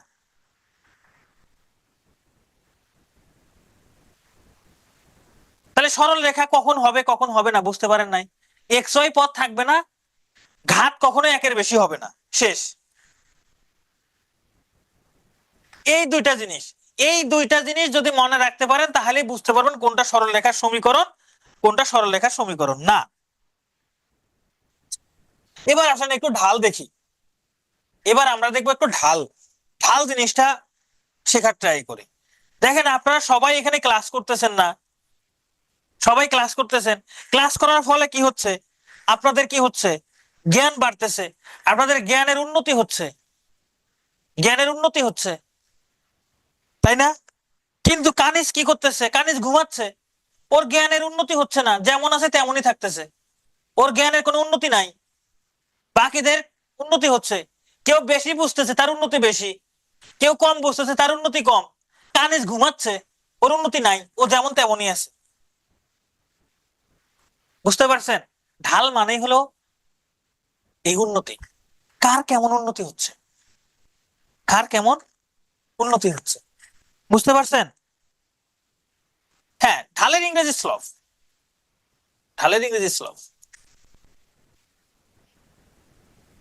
আচ্ছা, আসলে ঢাল জিনিসটা কি আমরা একটু বোঝার চেষ্টা করি, ভালোভাবে বোঝার চেষ্টা করি। ধরেন আমি যদি আপনাদেরকে সহজ একটা এক্সাম্পল দেই, যে ঢাল কিন্তু একটা সরল রেখা, ঢাল একটা সরল রেখা বুঝায়, ঢালও একটা সরল রেখা। ধরেন এটা হলো বাংলাদেশ আর এটা হলো শ্রীলঙ্কা। হুম, এটা হলো শ্রীলঙ্কা। তো বিপ্লবের পর শ্রীলঙ্কায়ও একটা বিপ্লব হয়েছে, শ্রীলঙ্কায় একটা বিপ্লব হয়েছে, বাংলাদেশেও একটা বিপ্লব হয়েছে। তাই না? বিপ্লবের পর শ্রীলঙ্কার, ধর বিপ্লবের আগে শ্রীলঙ্কার দুর্নীতি ছিল এই লেভেলের, শ্রীলঙ্কার বিপ্লবের পর শ্রীলঙ্কার দুর্নীতি ধীরে ধীরে ধীরে কি হয়েছে, কমছে। সময় যত বাড়ছে কারাপশন তত কি হয়েছে, কমছে। সময় যত বাড়ছে, এটা হলো কারাপশন, এ কমছে, নিচের দিকে আসছে, তাই না? নিচের দিকে আসছে। আর বাংলাদেশের, বাংলাদেশের বিপ্লবের পর সময় যত গেছে কারাপশন বাড়ছে, মব বাড়ছে, তাই না? চাঁদাবাজি বাড়ছে, চাঁদাবাজি বাড়ছে, তাই কি না? হ্যাঁ, পাথর নাই হয়ে গেছে। তাহলে এটা কি কারাপশনের উন্নতি হয়েছে? এটা হচ্ছে কারাপশনের উন্নতি। যত সময় গেছে, যত এদিকে সময় যত বাড়াইছে কারাপশন তত উপরের দিকে যাচ্ছে। কিন্তু শ্রীলঙ্কা দেখেন যত সময় গেছে কারাপশন নিচের দিকে আসছে, তাই না? এটাই, এই যে এই রেখাগুলো দ্বারাই উন্নতি অবনতি বোঝাচ্ছে। এখন গণিতের ভাষায় যদি বলি, গণিতের ভাষায় যদি বলি ঢাল কি, গণিতের ভাষায় ঢাল হইলো একটা সরল রেখা।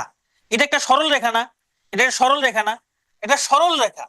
এই সরল রেখাটা কতটুকু ঢালু বা কতটুকু খাড়া, কতটুকু ঢালু বা কতটুকু খাড়া, তার যে পরিমাপ, তার যে পরিমাপ, এটাই হলো ঢাল। কতটুকু ঢালু কতটুকু খাড়া তার যে পরিমাপ, সেটাই হলো ঢাল, আর কিচ্ছু না।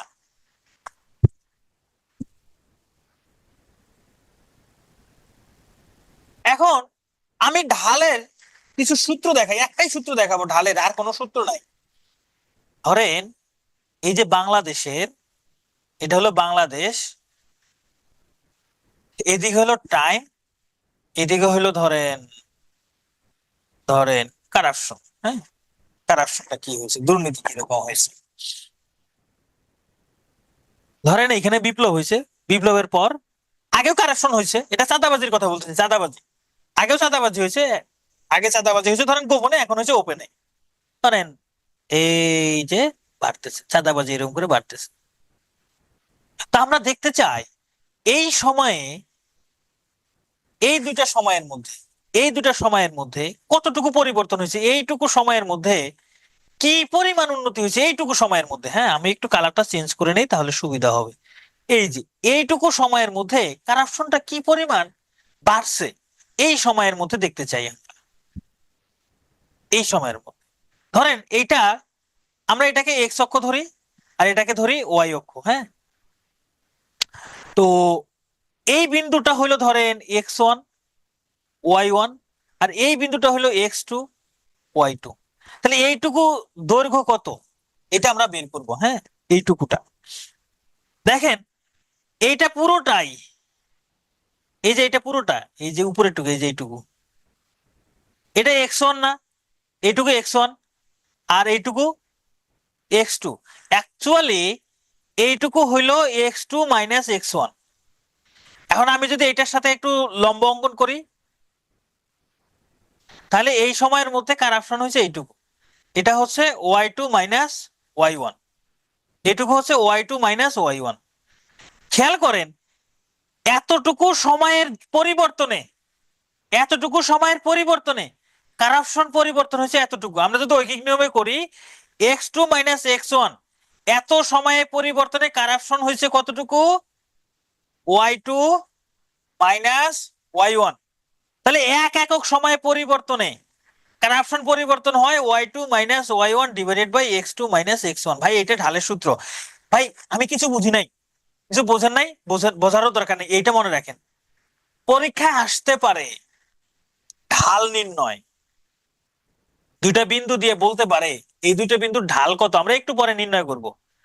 দুইটা বিন্দু দিয়ে বলতে পারে ঢাল নির্ণয় করতে, ঢাল নির্ণয়ের সূত্র হবে এই যে y2 minus y1 divided by x2 minus x1, এটা সূত্র। ঢাল নির্ণয়ের সূত্র এটা, ঢাল নির্ণয়ের সূত্র এটা, এটা হলো ঢাল নির্ণয়ের সূত্র। জাস্ট এটুকু মনে রাখেন। আর এইটা যারা বেসিক বুঝতে চান তারা কারা বুঝবেন, যারা এই যে কয়দিন পর ম্যাথে হচ্ছে পরীক্ষা দিবেন, মানে 49-এ ম্যাথে পরীক্ষা দিবেন, তাই না? তারা সরল রেখা ভালো করে করবেন, স্থানাঙ্ক জ্যামিতি ভালো করে করবেন। এখান থেকে 2-3টা ম্যাথ আসবে, 2-3টা ম্যাথ আসবে। তো যাই হোক, আমার এই সূত্রটা মনে থাকলেই হবে। ঢাল নির্ণয়ের সূত্র এটা, y2 minus y1 divided by x2 minus x1। হ্যাঁ, প্রয়োগ করে দেখাবো, প্রয়োগ করে তো অবশ্যই দেখাবো, প্রয়োগ করে দেখাবো না? আমি একটু পরে আপনাদের অনেক অঙ্ক আছে। যেমন ধরেন আমি দুইটা বিন্দু দিলাম, যেমন ধরেন 2 1, ধরেন 2 1, আর একটা হইলো ধরেন 5 3। এদের ঢাল কত, এই বিন্দু দ্বয়ের ঢাল কত, বিন্দু দ্বয়ের ঢাল কত, তাহলে বের করেন ঢাল কত হবে। এই যে y2, এই যে 3 মাইনাস y1 কত 1 divided by x2 5 minus 5 minus x1 কত 2, বিয়োগ করলে কত হয়, উপরে 2 নিচে 3, এটাই হলো ঢাল, এটাই ঢাল, আর কিছু না। ঢাল কত, ঢাল এই যে 2/3, ঢাল কত, ঢাল হলো 2/3। তা আপনি জাস্ট সূত্রটা মনে রাখবেন, ঢাল নির্ণয়ের সূত্র এটা, ঢাল নির্ণয়ের সূত্র এটা। এখন দুইটা বিন্দুর ঢাল হইলো এটা। ধরেন একটু আগে দেখলাম কানিস কানিস ঘুমাচ্ছে, মানে ওর কি নাই, উন্নতি নাই, উন্নতি নাই, উন্নতি নাই মানে কি, ও সমান ভাবে চলছে, যেমন আছে তেমনই চলছে, এই সমান্তরালে চলছে। দুইটা রেখা, এই রেখা দুটো যদি সমান্তরাল হয়, ধরেন এটাও যা এটাও তাই, কিংবা এটাও তাই এটাও তাই, তাহলে এরা কি, এদের ঢাল সমান হবে, এদের ঢাল সমান হবে, এদের ঢাল শূন্য, এই যে এটা ঢাল শূন্য, মানে কোনো উন্নতি নাই। আর যদি উন্নতি হয়, সমান, দুইজনের উন্নতি সেম, এটার উন্নতি যেমন এটার উন্নতিও তেমন, দুটো যদি সেম হয় তার মানে কি, তাদের উন্নতি সমান, মানে ঢাল সমান, ঢাল সমান হবে, উন্নতি সমান মানে ঢাল সমান। এত সোজা? হ্যাঁ, এতই সোজা। যাই হোক, এখানে ঢালকে আসলে ট্যান দ্বারা প্রকাশ করা হয়, ট্যানজেন্ট। কেন প্রকাশ করা হয়, আমি যদি এখানে একটা এরকম করে একটা সমকোণ অঙ্কন করি, এই যে সমকোণী ত্রিভুজ হয়, এটা হবে x2 মাইনাস x1, হ্যাঁ, আর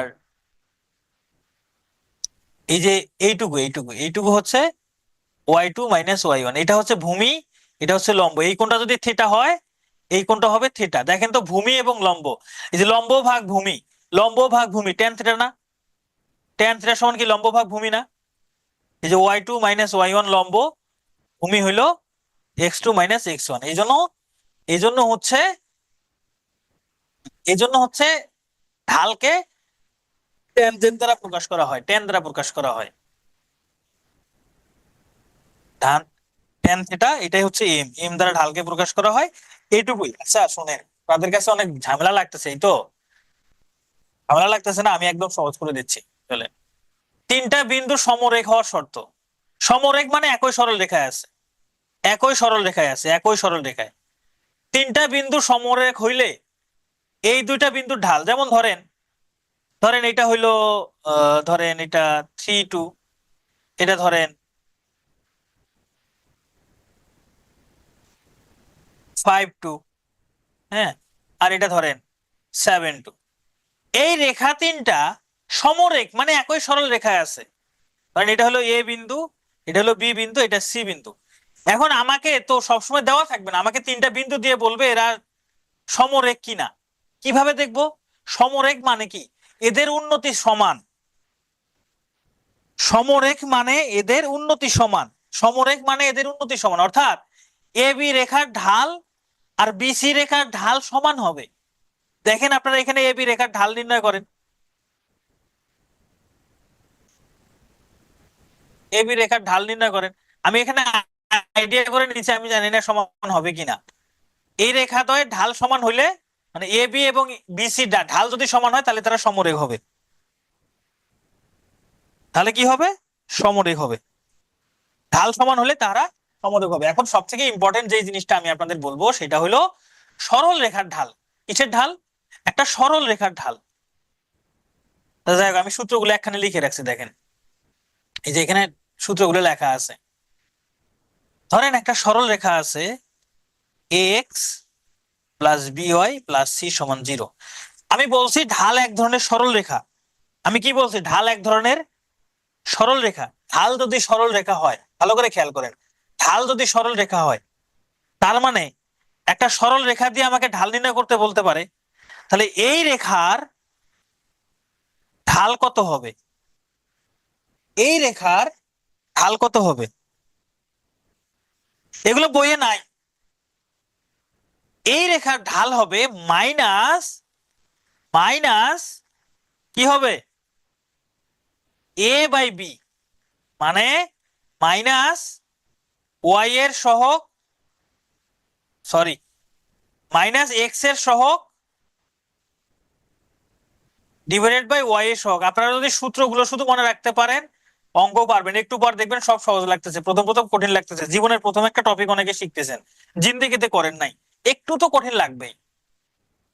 রেখার ঢাল সমান মাইনাস এক্স এর সহগ ডিভাইডেড বাই ওয়াই এর সহগ। এখন এই রেখার উপর যদি একটা লম্ব অঙ্কন করি, এই রেখার উপর যদি একটা লম্ব অঙ্কন করি, সেই লম্ব রেখার ঢাল কি হবে? সেই লম্ব রেখার ঢাল কি হবে? লম্ব রেখার ঢাল সমান বি বাই এ, মানে হবে ওয়াই এর সহগ ডিভাইডেড বাই এক্স এর সহগ। আপনারা যদি কিছু নাও বোঝেন,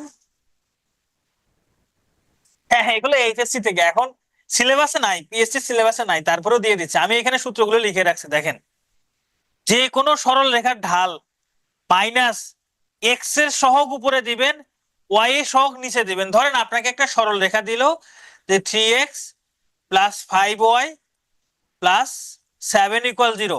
এই রেখার ঢাল কত? পরীক্ষায় আসতে পারে এই রেখার ঢাল কত। ভাই উত্তর কি? যে সূত্রটা মনে রাখবেন, ঢাল হলো মাইনাস এক্স এর সহগ। এক্স এর সহগ কত? 3 আছে না, উপরে 3, নিচে ওয়াই এর সহগ। এখানে ওয়াই কত? ওয়াই এর সহগ কত? 5, তাহলে 5। এই যে সরল রেখার ঢাল হলো এটা। পরীক্ষায় আসবে এরকম একটা সরল রেখা দিয়ে বলবে এই সরল রেখার ঢাল কত। তে সূত্র যদি মনে থাকে যে মাইনাস উপরে এক্স এর সহগ নিচে ওয়াই এর সহগ, মাইনাস এক্স এর সহগ ওয়াই এর সহগ, তাহলে এটা হলো সরল রেখার ঢাল।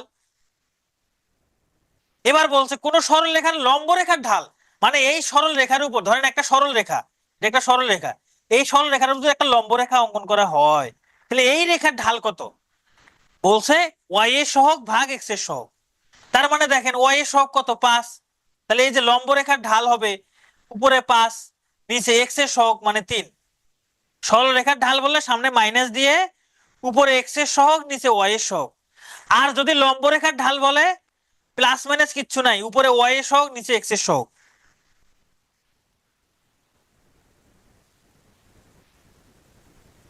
আর এটা তো বলছি দুইটা নির্দিষ্ট সরলরেখার ঢাল, এই যে y1 minus y2 divided by x1 minus x2, মানে y2 মাইনাস y1 আর x2 মাইনাস x1 একই কথা, যে কোনো একটা আগে লিখলেই হবে।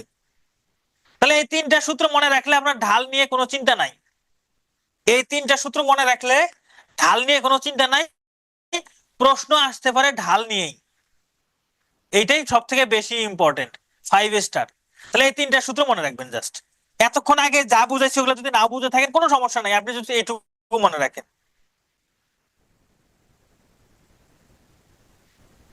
মাইনাস কেন আসছে?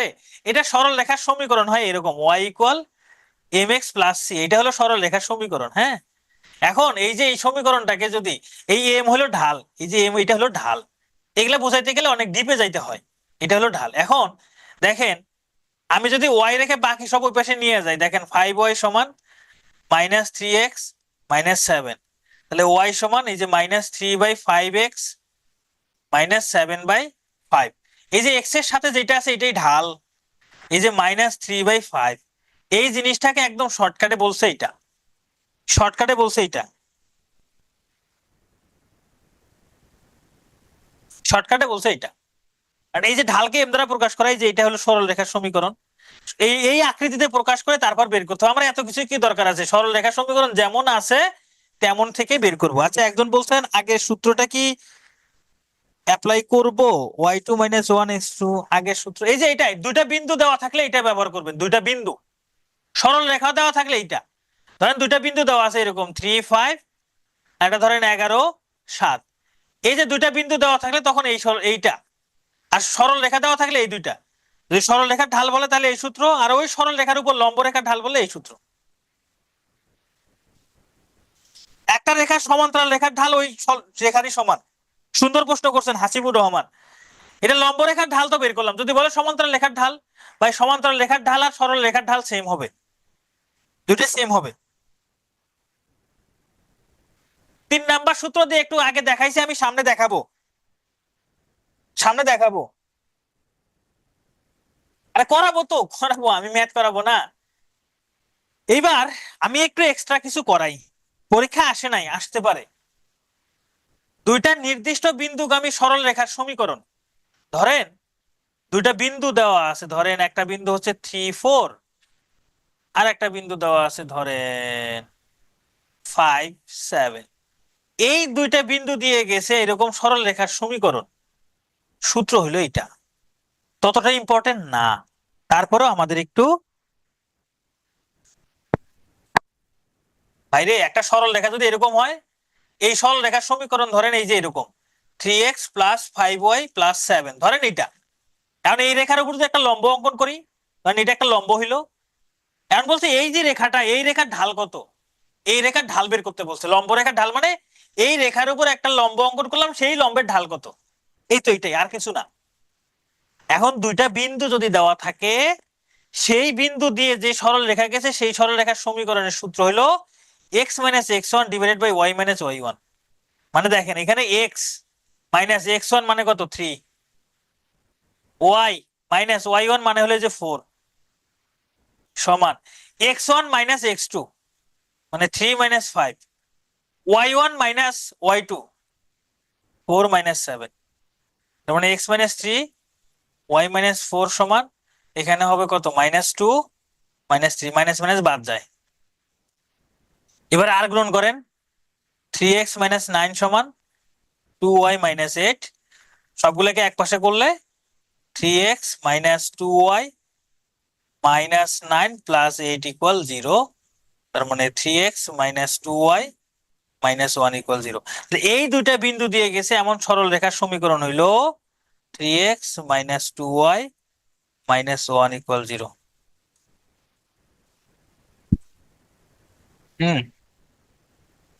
এটাই হলো সরলরেখার সমীকরণ, এটাই হলো সরলরেখার সমীকরণ। এখন পরীক্ষায় এই সূত্র প্রয়োগ করার দরকার নাই, কেন নাই, কেন নাই চলেন আমি আপনাদের দেখাই।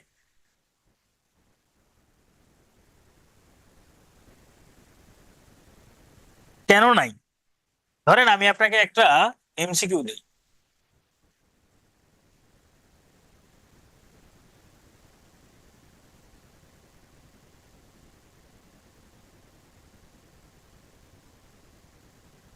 কেন নাই আমি একটু দেখাই আপনাকে।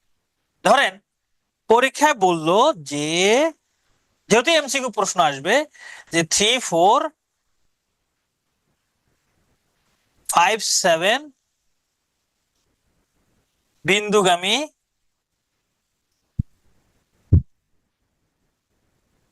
সরল রেখা কোনটি? তাহলে অপশন আসবে ক নম্বর, ধরেন 3x - 2y - 1, ধরেন এরকম আসলো 3x + 2y - 1 = 0। খ নম্বর আসলো ধরেন এরকম 3x - 2y + 1 = 0। গ নম্বর অপশন আছে এরকম, ধরেন 3x - 2y - 1 = 0। ঘ নম্বর ধরেন কোনোটি নয়। তাহলে কি করবেন? তাহলে যেটা করবেন, অপশন টেস্ট করবেন। এইটা এক্স এর মান, এটা ওয়াই এর মান বসাই দেন এইখানে, বসাই দিয়ে দেখেন শূন্য হয় কিনা, দেখেন শূন্য হয় কিনা। এটা এক্স এর, এখানে এক্স এর মান ওয়াই এর মান বসাই দেন, শূন্য হয় কিনা, হবে না। এখানে এক্স এর মান দেখেন 3 বসাই দেন, 3 × 3 = 9, 4 × 2 = 8, তাই না? 9 আর 8 17, 17 থেকে একবার দিলে শূন্য হয়? হয় না, তাহলে এটা বাদ, তাহলে এটা বাদ। এই যে এখানে যদি এক্স এর মান বসাই দেন 3 × 3 = 9, 3 × 3 = 9, 4 × 2 = 8, 9 থেকে 8 বাদ দিলে 1, 1 আর 1 যোগ করলে হয় 2, কিন্তু এখানে শূন্য হইতে হবে, এটাও বাদ। এইখানে বসাই দেন, মিলে যাবে, তখন এটা সঠিক উত্তর, এটা সঠিক উত্তর। তাহলে এটা অপশন টেস্ট করলেই হয়ে যাচ্ছে। এটা আপনাদের ওই যে সমীকরণ করাইছি না, সমীকরণের ক্লাস, সেই ক্লাসে কিন্তু এটা আমি বুঝাই দিছি অলমোস্ট। তাহলে এটা আমার এই সূত্র যদি আমি নাও মনে রাখি কোনো সমস্যা নাই ভাই, আমি তো রিটেন পরীক্ষা দিব না, আমি এমসিকিউ পরীক্ষা দিব। এমসিকিউ এর মধ্যে আমার অপশন টেস্ট করার উপায় আছে, তাহলে আমি অপশন টেস্ট। ক্লিয়ার? তাহলে এটা, তাহলে আমার ঢালটা কিন্তু ইম্পর্টেন্ট। ঢালটা, ঢালের সূত্র 3টা মনে রাখবো, ঢালের সূত্র 3টা মনে রাখবো। আর এই যে দুইটা বিন্দুগামী সরল রেখার সমীকরণ যদি বের করতে বলে, অপশন টেস্ট করব, অপশন টেস্ট করব, আর কিচ্ছু না। ওকে,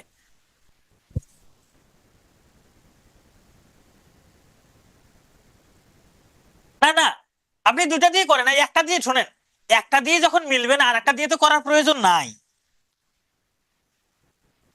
রাইসা, একটা দিয়ে যখন মিললো না, তাহলে আর একটা দিয়ে করার দরকার নাই। এটা যখন দেখবেন এটা দিয়ে মিলে গেছে, পরেরটা দিয়ে পরে টেস্ট করবেন।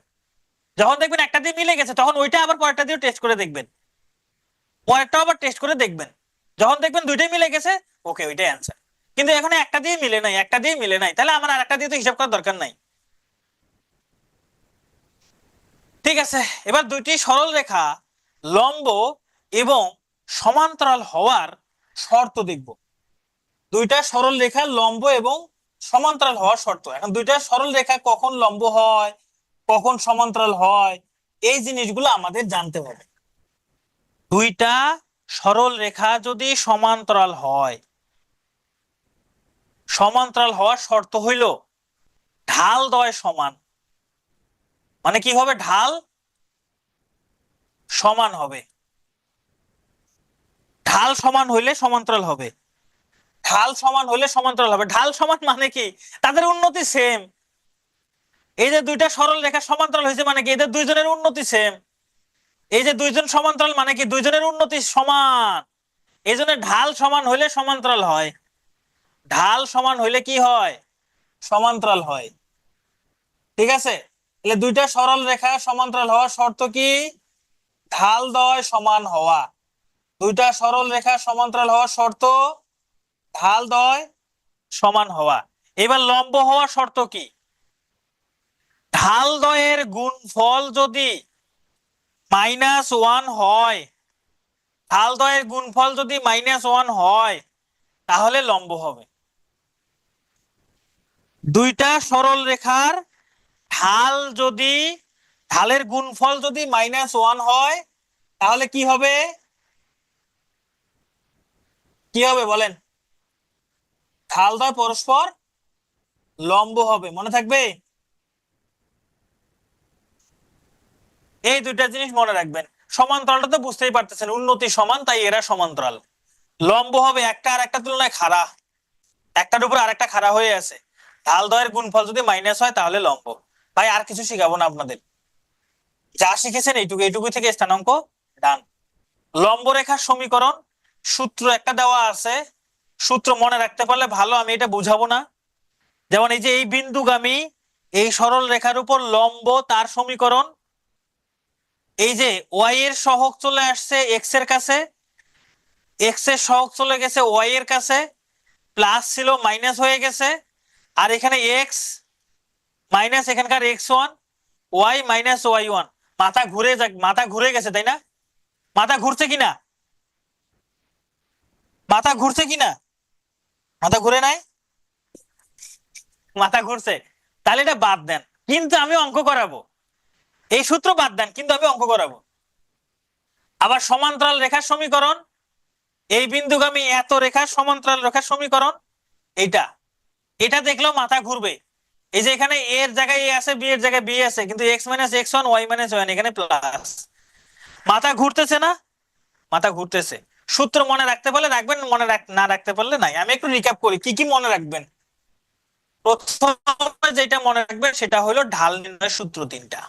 এই তিনটা খুবই ইম্পর্টেন্ট। প্রথমে এই তিনটা, দেন দুইটা বিন্দুগামী সরল রেখার সমীকরণ অপশন টেস্ট করে বের করতে পারবেন। আর একটা লাগবে এইটা, দুইটা রেখা সমান্তরাল হওয়ার শর্ত আর লম্ব হওয়ার শর্ত। দুইটা রেখা সমান্তরাল হওয়ার শর্ত, লম্ব হওয়ার শর্ত। ভাই এই কয়টা জিনিস মনে থাকবে না? এই কয়টা জিনিস একটু কষ্ট করে মনে রাখবেন। এই কয়টা জিনিস একটু কষ্ট করে মনে রাখবেন, আর কিচ্ছু না। এখন আসেন, তাহলে যে এই দুটা রাখছেন স্লাইডে, এই দুটা স্লাইডে রাখছি, আমি অঙ্ক করাবো। অঙ্ক করার সময় দেখবেন এত সোজা অঙ্ক। অঙ্ক করার সময় আপনারা নিজেরাই বলবেন এত সোজা। চলেন আমরা অঙ্ক করি এক এক করে। এই অঙ্কগুলো প্র্যাকটিস করলে আর কিছু লাগবে না। এবার আপনারা বের করেন, এই যে এ একটা বিন্দু বি একটা বিন্দু, এই দুইটা বিন্দু দিয়ে অতিক্রমকারী রেখার ঢাল কত? তাহলে ঢাল নির্ণয়ের সূত্রটা কি ছিল? উপরে হবে ওয়াই এর পার্থক্য। তাহলে আমি এই যে 2 লিখলাম, মাইনাস এখানকার -2, নিচে হবে এক্স এর পার্থক্য, এই যে -3 মাইনাস এখানে 3। তাহলে কি হয়? কি হয় বলেন?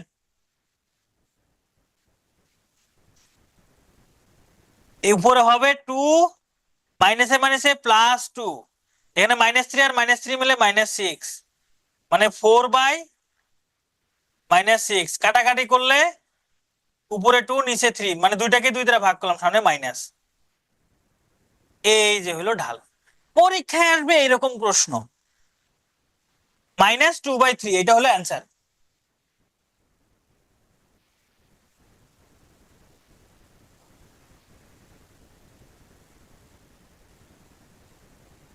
বুঝতে পারছেন এবার? এই যে এইটা আসছিল 48 BCS এ, এটা 48 BCS এ এই প্রশ্নটা আসছিল। বলছে এ বি সি বিন্দু ত্রয় সমরেখ হইলে টি এর মান কত? ভাই সমরেখ মানে হচ্ছে, হ্যাঁ ঢাল মাইনাস মানে অবনতি। সমরেখ মানে হচ্ছে বিন্দু, এই যে এ বি রেখার ঢাল আর বিসি রেখার ঢাল সমান হবে। আপনারা এ বি রেখার ঢাল নির্ণয় করেন, কি হবে? এই 2, আচ্ছা -1, এই -1 আর এই যে -2, তারপরে যে 1 -2 কত হয়? উপরে হবে -3, নিচে হবে -1 সমান -3। এ বি রেখার ঢাল -3, বের করতে পারবেন না এ বি রেখার ঢাল। এই যে উপরে লিখছি, পরে এই যে ওয়াই এর মানগুলো, এই যে -1 লিখছি, মাইনাস দিয়ে এই যে 2 লিখছি, নিচে এক্স এর মান, এই যে এক্স এর মান এখানে প্রথমে 1 আছে, এই যে 1 মাইনাস দিয়ে 2 লিখছি, হিসাব করে হয়েছে -3। এবার বিসি রেখার ঢাল বের করি। বিসি রেখার ঢাল এই যে 2 আর আছে কত টি, তাহলে 2 - টি, আর এখানে আছে 2, এখানে আছে 4, তার মানে 2 - 4, তাহলে কি হবে? উপরে হবে 2 - টি আর নিচে হবে -2।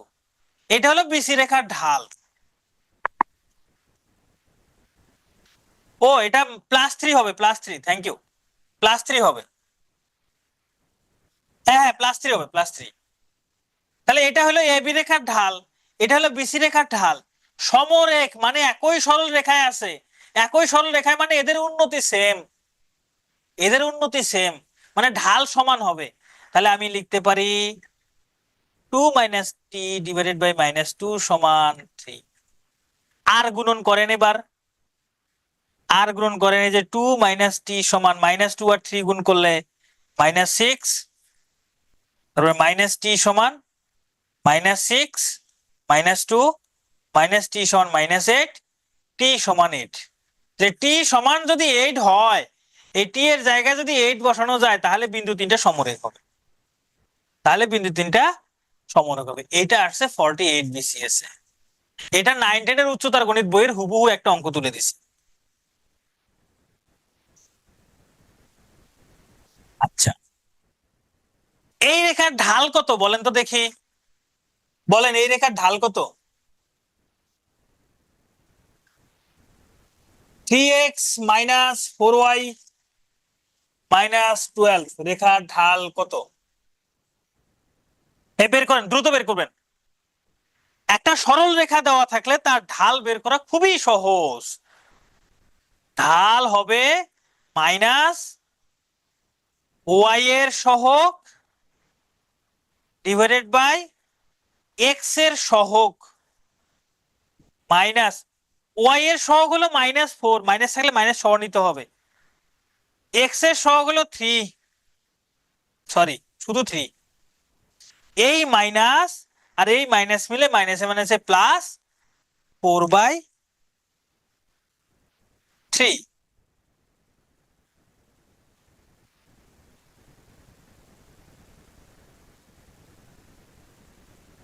ভুল হয়েছে না? আমি সূত্র ভুল করছি না? দেখেন তো আমি সূত্র কি লিখছিলাম এখানে। সূত্র কি ছিল?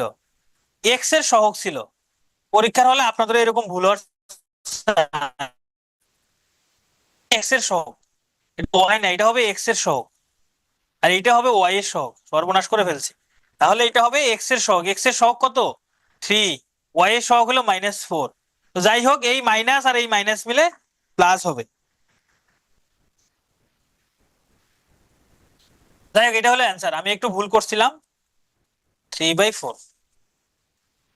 এক্স এর সহগ হবে উপরে, এক্স এর সহগটা হবে উপরে। এটা বের করেন, এবার বের করেন এটা। হ্যাঁ, ভাবনা এটা ওইটা ওইটা ট্রু বলছেন যে y = mx + c দিয়ে করলে ভুল হওয়ার সম্ভাবনা কম। এই রেখার ঢাল কত? তাহলে ঢাল সমান কি? ঢাল সমান মাইনাস এক্স এর সহগ ডিভাইডেড বাই ওয়াই এর সহগ মাইনাস এক্স এর সহগ হলো 4, ওয়াই এর সহগ হলো -2। এই মাইনাসে মাইনাসে প্লাস 4/2। 4 কে 2 দ্বারা ভাগ করলে হয় 2। তাহলে এই রেখার ঢাল হইলো 2। এই রেখার ঢাল হইলো 2। এইটা আসছে 48 BCS এ। এই সরল রেখা দ্বয়ের ঢালের গুণফল কত? মানে এই রেখার ঢাল বের করবেন, এই রেখার ঢাল বের করবেন, ঢাল বের করে ঢাল দুটো গুণ করতে বলছে। সেই গুণফল কত? এটা 48 এ আসছে। তাহলে দেখেন এই রেখার ঢাল কত? মাইনাস এক্স এর সহগ হলো 1, ওয়াই এর সহগ হলো -2। তার মানে এই রেখার ঢাল হইলো মাইনাসে মাইনাসে প্লাস মানে 1/2। এই রেখার ঢাল কত? মাইনাস এক্স এর সহগ হলো 2, ওয়াই এর সহগ হলো 1 মানে -2। তাহলে এটা হলো এই রেখার ঢাল 1/2, এই রেখার ঢাল হলো -2। বলছে ঢাল দ্বয়ের গুণফল কত? তাহলে -2 এর সাথে 1/2 গুণ করে দেন। তাহলে 2 আর 2 কাটা যায়, কাটা গেলে -1, কিছু হয়ে গেল। তার মানে ঢাল নিয়েই আসছে, ঢাল নিয়েই প্রশ্ন আসার সম্ভাবনা বেশি। এখন বলেন তো, যারা প্রথমে খুব কঠিন লাগতেছিল, জাস্ট খালি সূত্রটা যদি জানেন এবং সূত্রের প্রয়োগ জানেন, অঙ্ক করতে পারবেন না। এখন আমি যদি সূত্রের বেসিক পড়াইতে যাই, এই স্থানাঙ্কের উপরে আমার ক্লাস নিতে হবে 4-5টা। স্থানাঙ্কের উপর 4-5টা ক্লাস হবে, তো এগুলো পারবেন না। জাস্ট এইটুকু, এই যে ঢালের অঙ্কগুলো অন্তত পক্ষে করবেন, অন্তত পক্ষে ঢালের অঙ্কগুলো করে যাবেন। এবার বলছে এই রেখার উপর লম্ব রেখার ঢাল। এই রেখার উপর মানে এটা যদি একটা সরল রেখা হয়, ধরেন এটা একটা সরল রেখা, এই সরল রেখার উপর যদি একটা লম্ব অঙ্কন করি, সেই লম্ব রেখার ঢাল কত? এই রেখার ঢাল কত? তাহলে লম্ব রেখার ঢাল তখন কি হবে, উপরে হবে ওয়াই এর সহগ, লম্বের ক্ষেত্রে ওয়াই এর সহগ উপরে, নিচে হবে এক্স এর সহগ, তাই না? লম্ব রেখার ঢাল বললে উপরে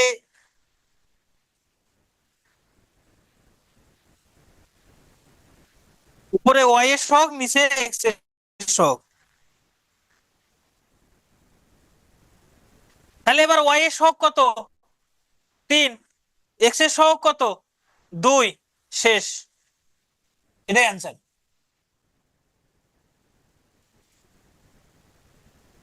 এটাই হলো অ্যান্সার।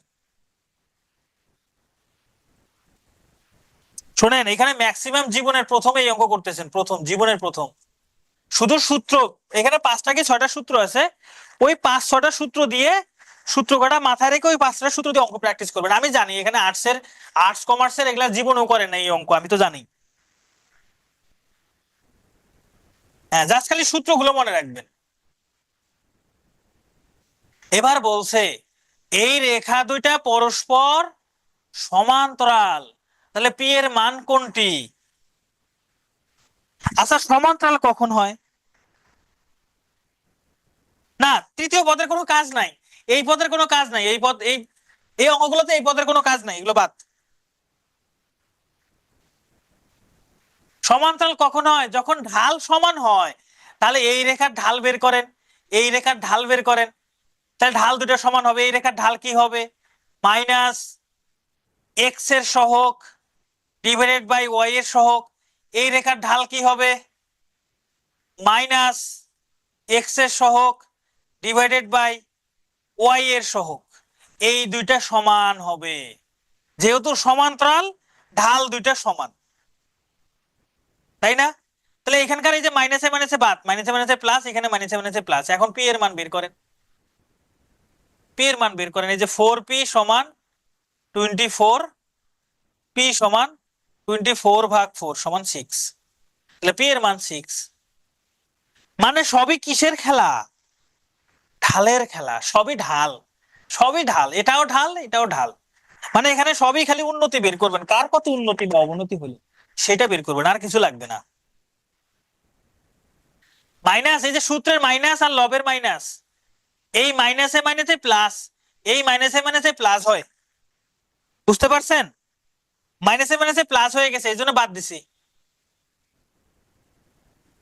মাইনাসে মাইনাসে প্লাস হয়ে গেছে।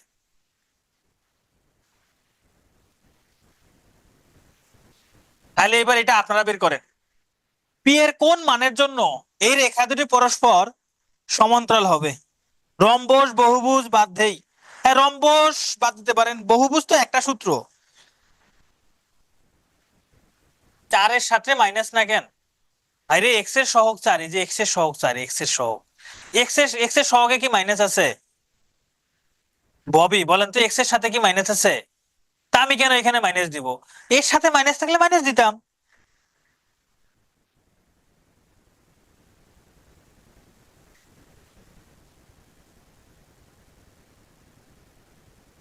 এটা বের করেন, পি এর কোন মানের জন্য এই রেখা দুটি পরস্পর সমান্তরাল হবে? তাহলে এই রেখার ঢাল কি? মাইনাস এক্স এর সহগ 3 ডিভাইডেড বাই ওয়াই এর সহগ হলো +5 মানে 5। আর এইটার ঢাল কি? মাইনাস এক্স এর সহগ ডিভাইডেড বাই ওয়াই এর সহগ হলো -p। ঢাল দুটো সমান হবে। দেখেন এই মাইনাস, আর দেখেন আমি এখানে লিখলাম -3/5 সমান, এই মাইনাসে মাইনাসে প্লাস হয়ে যাবে, তার মানে 1/p। এখন যদি আর গুণন করি, আর গুণন করি 3p সমান -5। এই যে 3 আর 5 গুণ করলাম 3p, 3 আর p গুণ করলাম 3p, 5 আর 1 গুণ করলাম 5। এখানে মাইনাস আছে তো, যে কোনো একটাতে মাইনাস দিয়ে দেন, হয় এটাতে দেন না হয় এটাতে দেন, যে কোনো একটাতে দিলেই হবে। তাহলে p সমান কি হবে? -5/3, p সমান -5/3। এই তো, এটা হলো অ্যান্সার।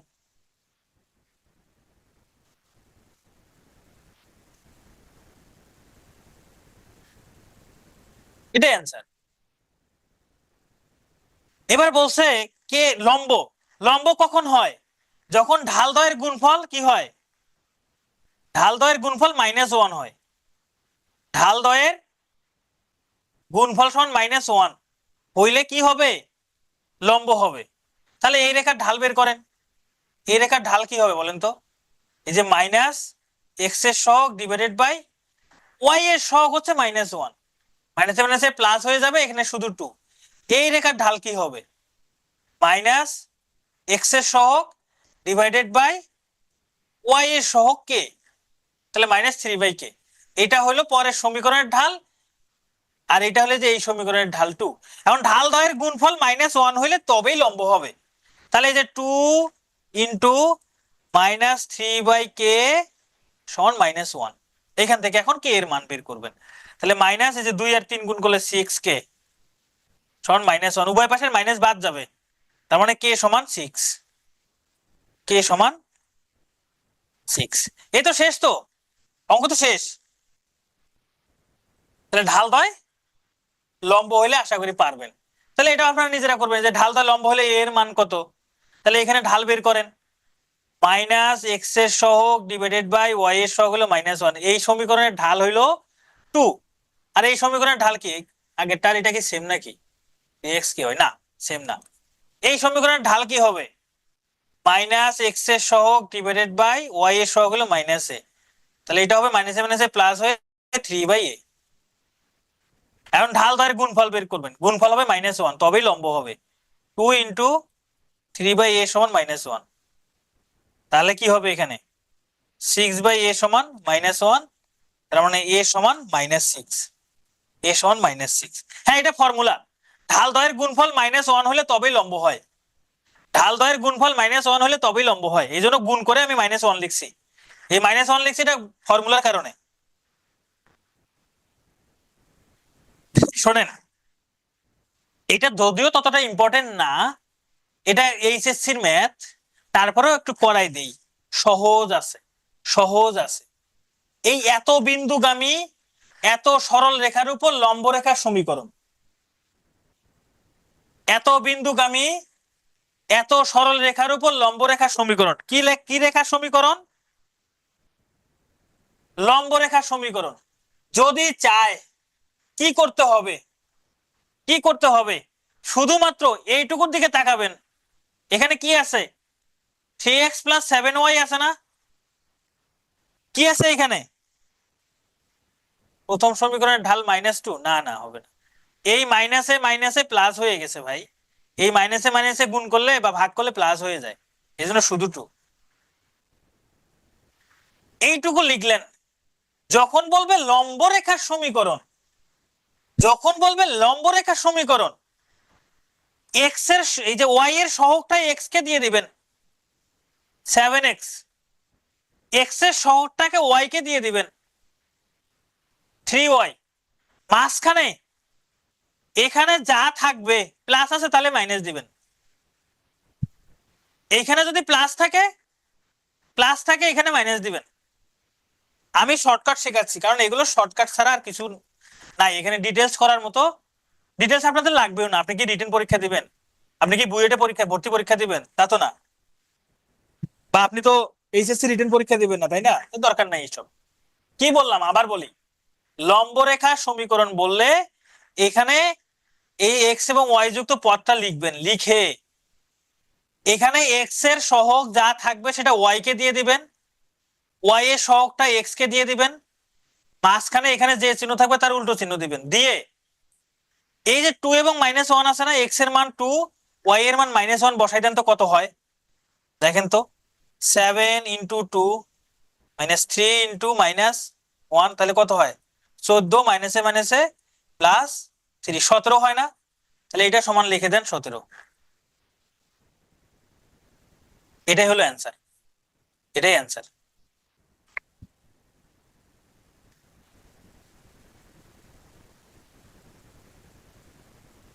এটাই অ্যান্সার।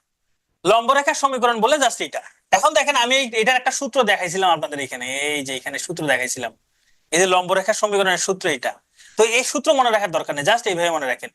কিভাবে? লম্ব রেখার সমীকরণ যখন চাবে, এক্স এর সহগ ওয়াই কে দিবেন, ওয়াই এর সহগ এক্স কে দিবেন, মাঝখানে চিহ্নটা চেঞ্জ করে দিবেন, দিয়ে এখানে যে বিন্দুটা দেওয়া থাকবে বিন্দুর মানটা বসাই দিয়ে মানটা যা থাকবে সমান চিহ্ন দিয়ে ওটাই বসাইবেন। এখন পরীক্ষা ফলে এরকমও থাকতে পারে 7x - 3y, এই 17টাকে এই পাশে নিয়ে আসতে পারে যে -17 = 0, এটাও থাকতে পারে, এটাও থাকতে পারে, থাকবে। চলেন আমরা আরেকটা অঙ্ক করি। যেমন বলছে এত বিন্দুগামী এত সরল রেখার উপর লম্ব রেখার সমীকরণ কোনটি? কি করবেন? এই যে এখানে 2x + y আছে না, y এর সহগ হলো 1, এটা x কে দিয়ে দেন, x এর সহগ হলো 2, তাহলে এটা y কে দিয়ে দেন, এখানে মাঝখানে প্লাস আছে মাইনাস দেন। এখন এইখানে এই বিন্দুটা বসাই দেন, এই বিন্দুটা এই সমীকরণে বসাই দেন। এই যে x - 2y, x এর মান হলো 4 - 2 ডট y এর মান হলো কত? -1, তাহলে 4 + 2 = 6, তাহলে এটা সমান হবে 6, এটা সমান কত? 6। তাহলে পরীক্ষায় অপশনে এটা না থাকে এরকম থাকতে পারে x - 2y - 6 = 0, এরকমও থাকতে পারে, তাহলে এটা অ্যান্সার হবে, এটা থাকলে এটা অ্যান্সার। ওকে, আমরা আর একটা অঙ্ক করবো, একটা। এই যে এটা ছিল কি? লম্ব, তাই না? এটা ছিল লম্ব। এগুলো উল্টাই দিচ্ছি কেন? এগুলো উল্টাই দিচ্ছি কেন? এই কেনার উত্তর জানতে গেলে অনেক কিছু শিখতে হবে। তাহলে আপনাকে এইচএসসি স্থানাঙ্ক জ্যামিতি ভালো, কোঅর্ডিনেট জিওমেট্রিটা ভালো করে পড়তে হবে। -6 হবে, হ্যাঁ এটা -6 হবে। আচ্ছা, এবার বলছে সমান্তরাল। দেখেন লম্ব বললে কি করছি? x এর সহগ y কে দিছি, y এর সহগ x কে দিছি, মাঝখানে চিহ্ন পরিবর্তন করছি। যদি সমান্তরাল বলে, সমান্তরাল বললে কিচ্ছু করব না, যা আছে যা আছে তাই থাকবে, 5y - 8x। সমান্তরাল বললে যা আছে তাই থাকবে, কিচ্ছু করতে হবে না, শুধু লম্বের ক্ষেত্রে চেঞ্জ করতে হবে। এখন এখানে x এবং y এর মানটা বসাই দেন। এই 5y - 8x, এখানে 5 × y এর মান হলো 2 মাইনাস x আছে, তাই না? 8 × x এর মান 3, কত হয়? 10 - 24 সমান কত? -14, এটা সমান -14, শেষ। তাহলে এখানে হচ্ছে 5y - 8x + 14 = 0, এই হলো অ্যান্সার। হ্যাঁ, লম্বের ক্ষেত্রে শুধু উল্টে যাবে, লম্ব বললে একজনেরটা আরেকজনকে দিবেন, সমান্তরালের ক্ষেত্রে না। সমান্তরাল মানে কি? সমান সমান, একজনের তো আরেকজনকে দেওয়া যাবে না, একজনের তো আরেকজনকে দেওয়া যাবে না, সমান সমান রাখতে হবে। এই জন্য সমান্তরালের ক্ষেত্রে এখানেও যা থাকবে এখানেও তাই থাকবে, শুধুমাত্র এখানকার সংখ্যাটা চেঞ্জ হবে, এই তো এইটুকুই। তাহলে যেমন এইটা এত বিন্দুগামী এত রেখার সমান্তরাল রেখার সমীকরণ কোনটি? যা আছে তাই লিখে দেন। এরপর কি করবেন? এখানে x এর মান আর y এর মান বসাই দেন। এরপর এখানে x এর মান এবং y এর মান বসাই দেন। তাহলে 3 × 1 - 4 × 2, তাহলে 3 - 8 কত হয়? 5 -5, তাহলে এটা সমান -5, এটা সমান মাইনাস, তাহলে কি হবে? 3x - 4y + 5 = 0, এটা হবে অ্যান্সার। অ্যান্সার বলেন তো, এটা এখানে কোনটা সরল রেখার সমীকরণ বলেন? এটা এটা কিন্তু একটা বিশেষ পরীক্ষা আছে, সম্ভবত 45 এ আসছিল, এটা 45 বিসিএস এ আসছিল। এখানে সরল রেখার সমীকরণ কোনটা বলেন? প্রথমেরটা কি সরল রেখার সমীকরণ হইতে পারে? আপনি একটু আর গ্রহণ করে দেখেন তো। এই যে y² = 2x, এই যে দুই ঘাত আছে, আমি বলছিলাম ঘাত দুইটা থাকলে হবে না, ঘাত এক থাকতে হবে, তাহলে এটা হবে না, এটা বাদ। এই যে এখানে তো x এর ঘাত 2 আছে, এটাও হবে না, এটা বাদ।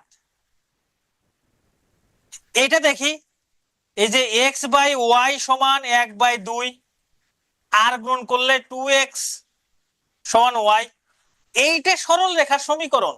এই যে x এর ঘাত 1, ঘাত 1 হইলেই হইলো, xy যুক্ত পদ না থাকলেই হইলো, এইটা সরল রেখার সমীকরণ না। কেন না?